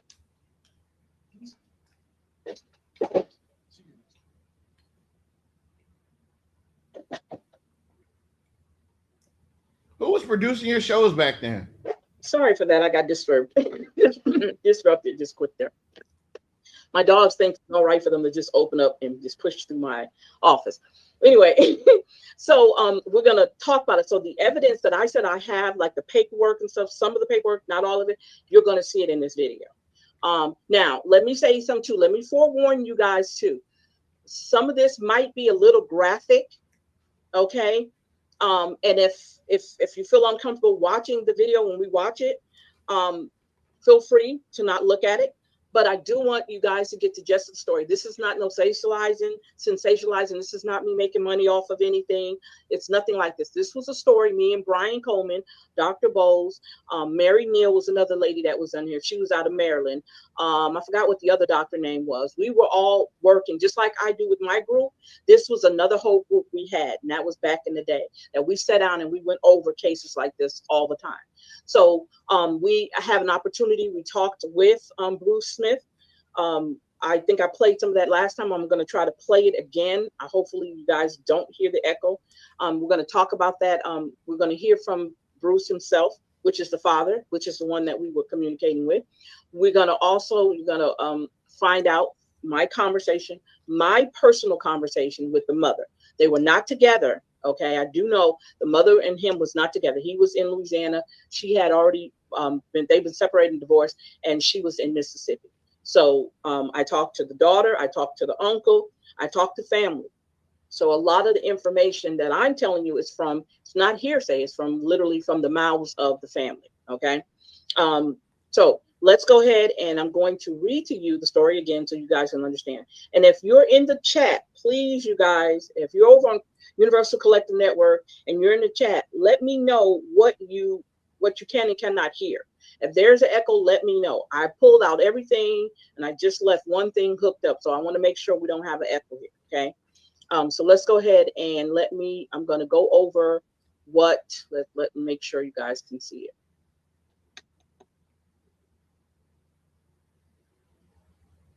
I'm going to share the screen with you guys. Okay. So to tell you how old this is, you guys, I wrote this blog and I had totally forgot about it till I started going back and researching all the information I had that I can remember that I had. Well, I wrote this back in 2012. As a matter of fact, October 21st of 2012. He passed away June 11th. This is around the time that we found out this information. As of today, this is his 14th anniversary of him being gone. He would be 29 years old right now if he was still here. So we're going to talk about this. And it's a very good story. And I'm going to try to probably bring some more of the stories that we covered that we, had a grasp and talked to family and found out some things. Okay. So bear with me. Monday, June 6, 2011, Jason Smith, a 14-year-old African-American teen, was supposed to be on his way to school. What happened next would lead to his death. The following event that took place would change the lives of everyone involved and leave some questions yet to be answered. Jason woke up that morning, got dressed in a pair of khakis, his leather Converse sneakers, a blue or white polo shirt, and his navy colored bubble jacket. Let us not forget his backpack. He spoke with his half slept or sleeping uncle, letting him know he was about to go to school. In a sleepy haze, his uncle nodded his head of approval and never realizing that he would not see Jason alive again. The bus was supposed to pick Jason up that morning, right in front of the house. We don't know how Jason wound up over on the other side of town at the Sutton and King's residence, 4 miles away from his neighborhood and 28 miles from Jonesboro Junior High, which that's where he was going. He was attending there, like I said, summer school, so that he could play football that year. He wanted to get his grades up so that he could play football. There was said that a phone call was made by Jason while he was over at the residence of Ronald King, who was 17, to a family friend, and on the voicemail message, Jason sounded frightened or nervous. This same family friend is supposed to have been the transportation Jason used to go to Sutton House. So obviously, Jason did not get on the bus, so he wound up going over to Clayton's house. The little boy name is Clayton Sutton. Wound up over at his house, right? Kids mischievous. They're going to do what they're going to do, unless you check behind them, right? Now, let's keep in mind also, Jason had a learning disability. Okay. And some of his classes were special, what we consider special ed classes. So not all his classes were regular classes. Okay. All we know was that Jason was stopped to get on. He was supposed to. I can't. Give me a second, y'all. I gotta have my glasses because I'm sitting here trying to look at this like I can see everything. My eyes done got cold, and I can't see like I used to. Let's see.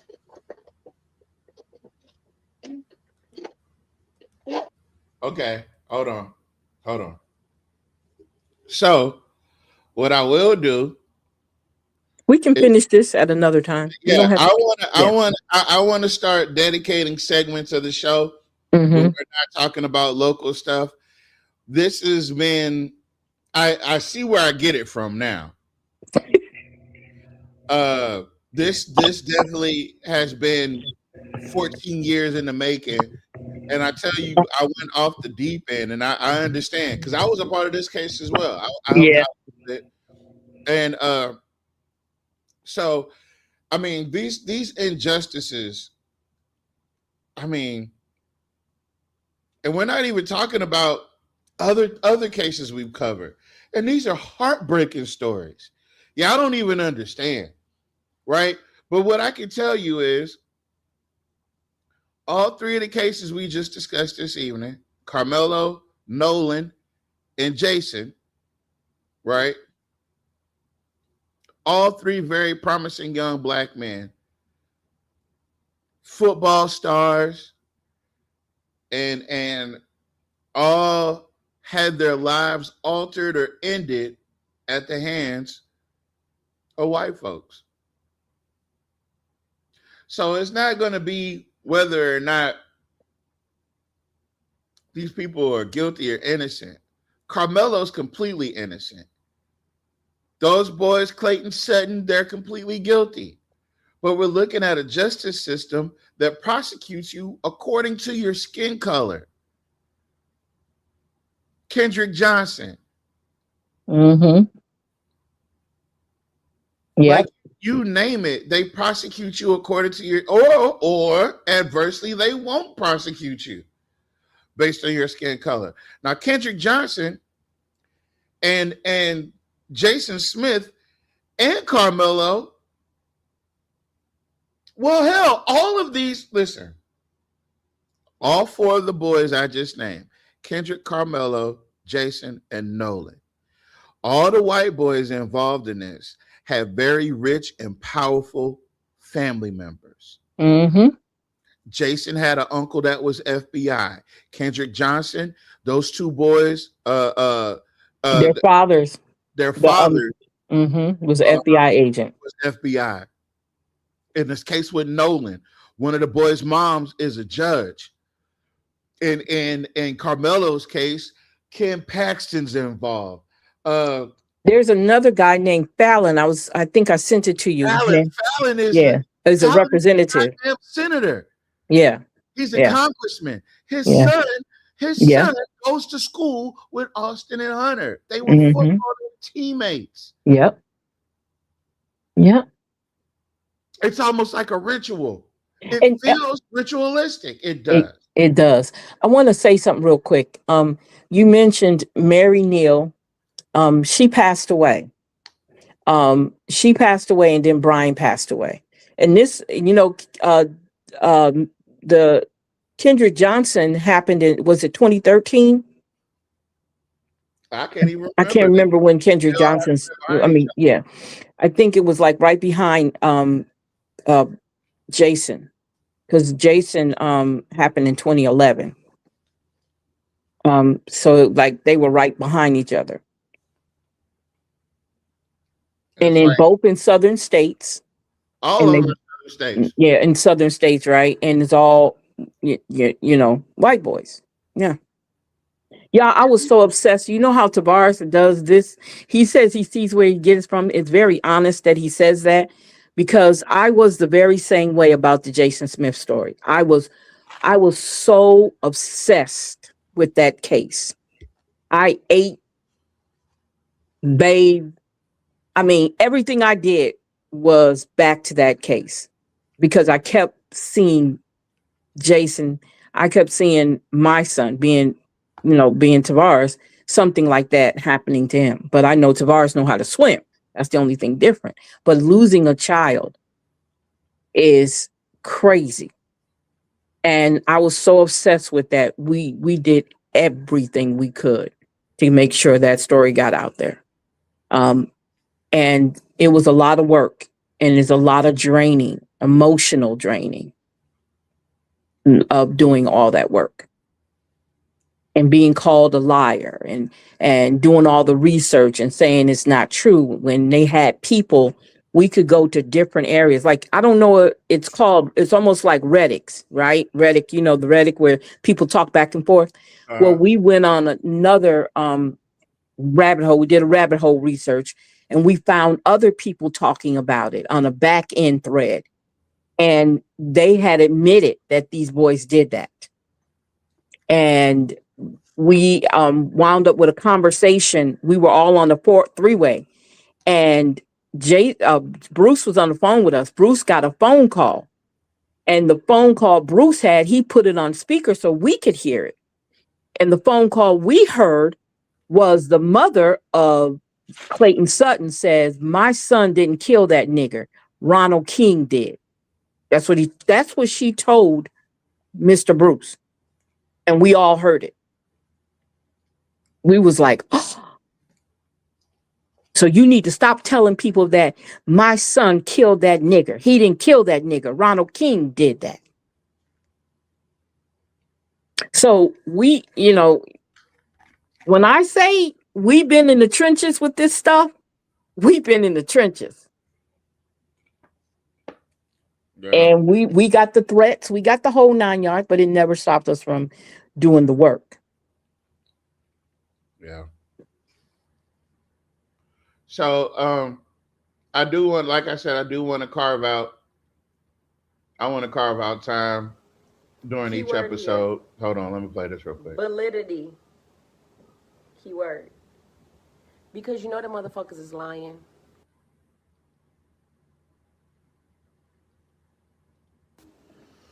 Get over there and sit down. Go sit down.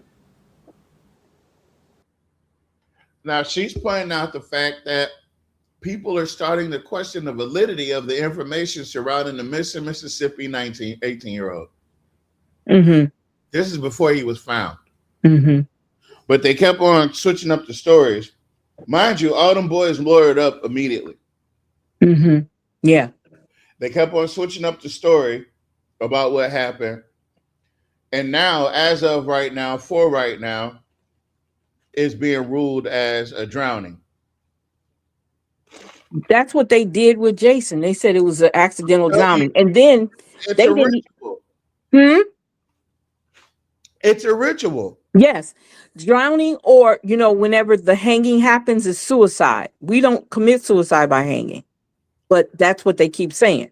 So when you say drowning, Monroe was the only one who covered it. And Monroe had a little blurb in the newspaper about him. And they had a little blurb that they mentioned it on the radio, on the news. Other than that, you never even heard about Jason Smith. Nope.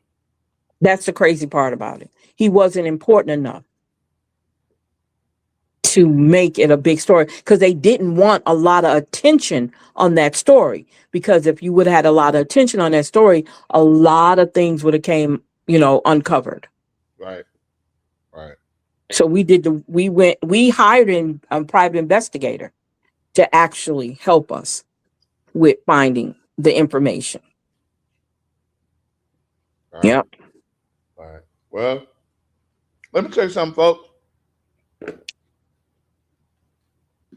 This was a great show. I'm not even gonna lie. This was a high quality show. It was definitely good. Yeah. High quality show.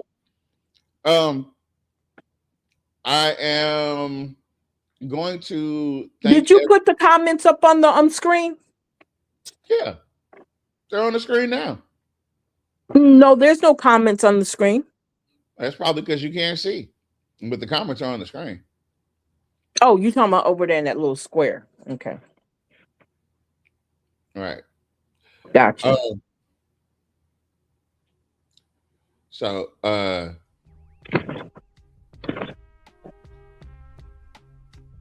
let's see. It was most definitely planned. Yes, absolutely. Miss Velma said, "Did those boys get away with that?" Absolutely, they did. Yes, they did. They sure did. One of them moved away. He moved to Alabama. Clayton Sutton moved to Alabama, I think, and got married and had a kid or something. That was the last time I heard, and I can't remember what happened to Ronald King. I think he's kept getting into trouble, I think, even until his adult life. Ronald King was the bad seed. He would have been, he's a version of Austin and the Metcalf boys. Yeah. I'm telling you, I feel like it's a rite of passage for some of them people. Yeah. Yeah. Could be. Yeah. Sacrifice. Go ahead and read the names. Oh, I'm sorry. Give me a second. You know me, I'm always doing something. Thank you, Miss Dixon. Miss Bell, you missed last night.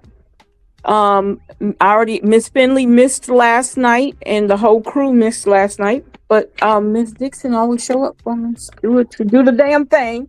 So thank you, Mr. Scott. Thank you, Miss Dixon. Thank you, Mr. Turner. Thank you, Miss Jacobs. Thank you, Miss Berard. Thank you, Malcolm. Thank you, Miss Jacobs. Susan, yeah. I said, hey, Miss Agnes. Tell Miss Agnes we said hey. The group says hey. Miss Bell, thank you. Mr. Mercer, thank you. Miss Tom, Miss Lynn, we miss you. Miss Coleman, hey, Miss Coleman. Coleman said, why did those white boys and their family? That's okay, baby. They didn't delete nothing that we didn't. I'm telling you, when I tell you I got a crack team of people that as soon as this case broke, they already, because of our experience with Carmelo, we already knew what to look for, where to go, what to get. We got it all. Oh, yeah. Oh, my God. We got it all. Go ahead. Okay. Let me make sure I get everybody. Somebody said no electricity till 10. Damn. 10 what? It's 10 now. Miss Battles, thank you. She said, I see this with my ex-daughter-in-law. She thinks it's okay for my granddaughters to be with those little white girls. I say, hell no. It's not cute. I don't care what nobody say. It's not cute. It's not cute. It's dangerous. Excuse me. Yes, they did. Okay, it was definitely planned. Yep. She said, why did the white boys and their family delete their online accounts? I read that one. Yeah. Okay. That's what they typically do. Yeah, that's what they did. That's what they do. Yep. Dog, you didn't have electricity until 10 yesterday? Oh, okay. No, I apologize. I have no electricity until 10. That's okay. Yeah. All you have to do is run it back. Yeah. She can go look. You can go look at it on YouTube. I put it on YouTube, so you can go look at it on YouTube, Miss Bell. What are you talking about? We're talking about our class. I don't know what you're talking about, Tavares. I'm talking about my first Monday ritual. Your class was at 10? No, my class was at 7. She was telling me she didn't have lights. Yeah, she said she didn't have lights. That's why she couldn't attend the class. Yeah, I wouldn't have gave you all in my business, bro. I wouldn't have gave no excuse. It just would have been what it was. Of course, that's why you ain't invited to my class. But yeah, you can go back and check it out, Ms. Bell. And that goes for everybody. Y'all can go check it out on my YouTube channels at Salita B. You'll see it on there. But yes, got you. I got you. That's cool. It's no big deal. You can go watch it again. Yeah. So I want to thank you guys for hanging out with us. She said, stop it. She talking about you, Tavares. But yeah, this was a great show, you guys. Y'all got me all excited. Just thinking about Jason Smith again, because that was something. Whew, that was something. What else I wanted to say? But thank you guys for hanging out with us tonight, really, for sure. You know that already. We really appreciate you guys. every time we turn on this show, the stream, you guys are right there, and we very much so appreciate every moment of it. Every time y'all show up and y'all show out, and we love that about y'all. We definitely do. Numbers tomorrow. Huh? I can't wait to see these numbers tomorrow. Oh yeah, yeah. Yeah, listen, if you're watching us and we're not live, you're not watching us live. Let me tell you something. You need to start getting here at 8:30 on the random days that we go live. No, we'll be back Thursday. On Thursday we'll have Brother Scott. He'll be on, and we'll successfully. We're trying to build you guys a map to voting in this next election. We're trying to build an actual usable voting ballot card for you guys that watch this show. And so far, we got Malcolm Lawrenson for mayor, and we got Greg Scott for councilman at large. Now, we're going to have to do something if somebody from District 4, if they got that one strong candidate, as Nat says, we can't wait. We want to see them succeed. It's not District 4, it's District 2. It's District 4. Because Lizzie's up. Oh, Lizzie and Gary Clark is up. Gary Clark is up. So we need somebody like Miss Linda Bell to take Gary Clark's place. Yep. That's right. Put the word out for Malcolm and stand with him. Listen, I can't wait till we further in the campaign. I can't wait till they have a forum. And Jock Roy is going to have to stand on all the bullshit he's said and done. Jock Roy ain't going to show up. Jock Roy is going to have to show up or else he's not going to win. Okay. Or he's not going to have a chance at winning. Okay. See, one thing I know about white folks, they love a martyr and they love a fighter. Right? They don't care if Donald Trump doesn't know his elbow from his asshole. They just like the fact that he shows up and he says shit. They just like it. They love it. They don't care what he's saying. They don't care. I seen one lady talk about, it was like, yeah, if Donald Trump said all Democrats are evil, the lady was like, yeah, I'm totally with that. It's Trump and then Jesus Christ. Oh no, she said it's Jesus and then Trump. I'm like, what? So these folks, they don't care. They don't care what these people say, right? They just like the fact that they show up, and right. So what is it? What are the optics, right? Jock doesn't show up to a forum, and so far we only got 2 black candidates, right? Mm-hmm. So Jock doesn't show up to the forum, and you're going to give the full spotlight to 2 black people, one of which hands you your ass every single city council meeting? No, sir. You're going to have to race this time. And like Malcolm said, you're going to have to work hard, son. You better bring a hard hat, a lunch, a top hat, a bow tie, one of your extra hunting vests. You better bring your flask. You better bring your little necklace with the thing on it so you can pull it out and do the thing with the thing on it. You know what I'm talking about. You know what I'm talking about. You better get all the help you can, Jock. Malcolm's about to put BTA.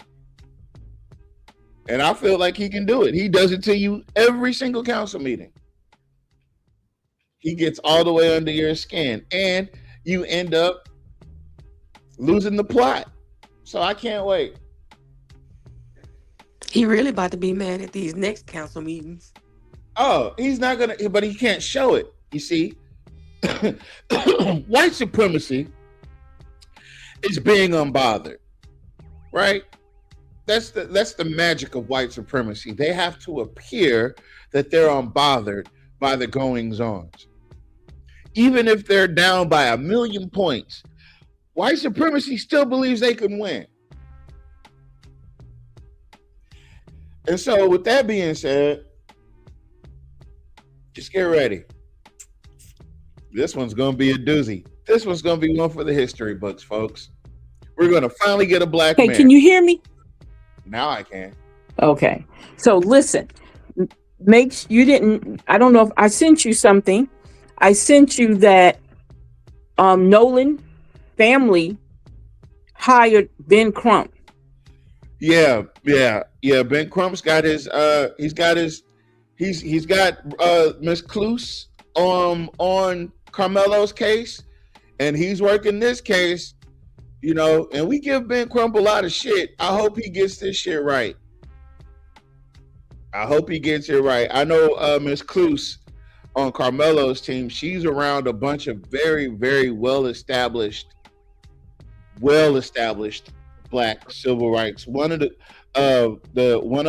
is the president of the Texas NAACP. He's also a part of the Innocence Project, which gets wrongfully convicted people exonerated. So Carmelo's got a heavy team behind him. And with the addition of Ben Crump fighting for justice for Nolan, this might be it, folks. This might be our turn.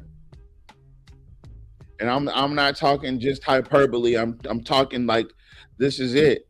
This is when the world gets to see what black people go through. And it's going to be undeniable. You're not going to be able to hide it. If Carmelo didn't give you a small glimpse into how evil and how demonic this American justice system can be, they made a backroom deal not to reveal anything negative about the twins in a case where Carmelo was literally defending himself from bullies. And they took out the key element of the case by saying that they weren't allowed to question whether or not those boys were bullies. And then they waited till the last day of the trial to renege on the deal. That's the DA, Collin County, Texas's DA's office. Bill Werski and Greg Willis, who are also in 2022 also accused and settled out of court of sexual harassment in the workplace. That's right, folks. They were using the DA's office to harass women sexually. And they had to settle out of court for $1.75 million. That was just in 2022. And Greg Willis went on to run again and win. Run unopposed, as a matter of fact. And if you think there's something wrong with our justice system, absolutely. It's the people that are ensuring that it works. That's what's wrong with our justice. They're making sure that it does not work in our favor. They're making sure that justice does not get provided and extended to black folks. I gave you 4 different cases of 4 black young men, 2 of which are dead, 3 of which are dead. And the only one alive is Carmelo. And he's fighting for his freedom right now. All because of white boys. And it's not a coincidence. It's not. It's not a happenstance. This is the system as we know it. So I can't wait. I feel the change is coming. And I wonder who's not going to be ready for the change. Because those who ain't ready for the change, they're going to get left behind in the dust. And whether that's Jock, whether that's Gary Clark, or whether that's Jim Villard, doesn't matter. Doesn't matter. And I hear those rumblings of them trying to recall Cynthia Perry. If y'all are really going to go through with that, make sure you got all your T's dotted. Make sure you got everything together, because it's embarrassing when you try to recall somebody and you fail. It's an embarrassment.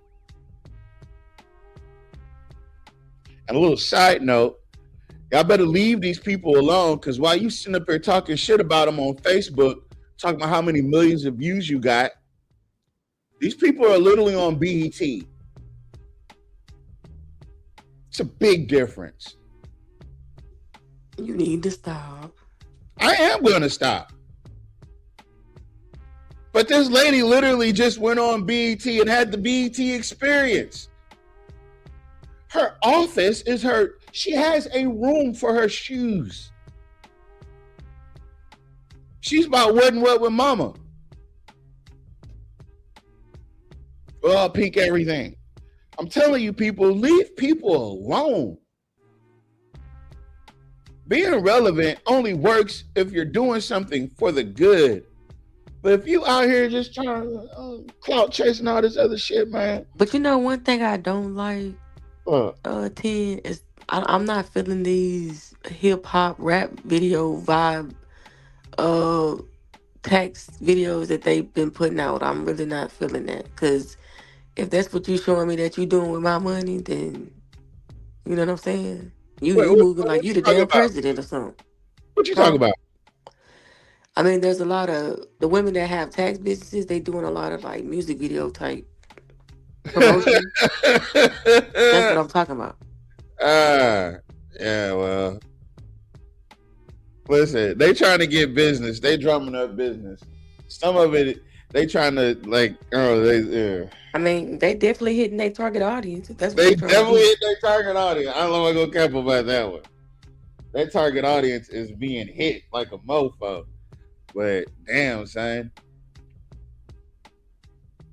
Anyway, if you're watching this tomorrow, make sure you hit the like button and make sure you subscribe and make sure you hit the bell to know when we go live. And yeah, do the thing that do the thing. So we're going to be supporting Malcolm. We're going to be supporting Greg.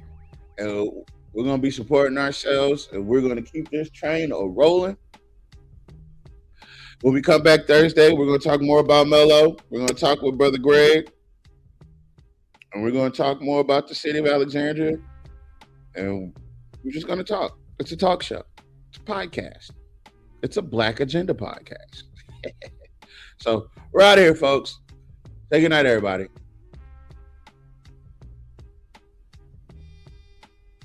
Hello. Y'all are the worst co-hosts. What? Ever. Good night. I said good night. Jesus. People gotta do everything on his time. I know. You hear how he talking to us? Like he own us or something. I like that music.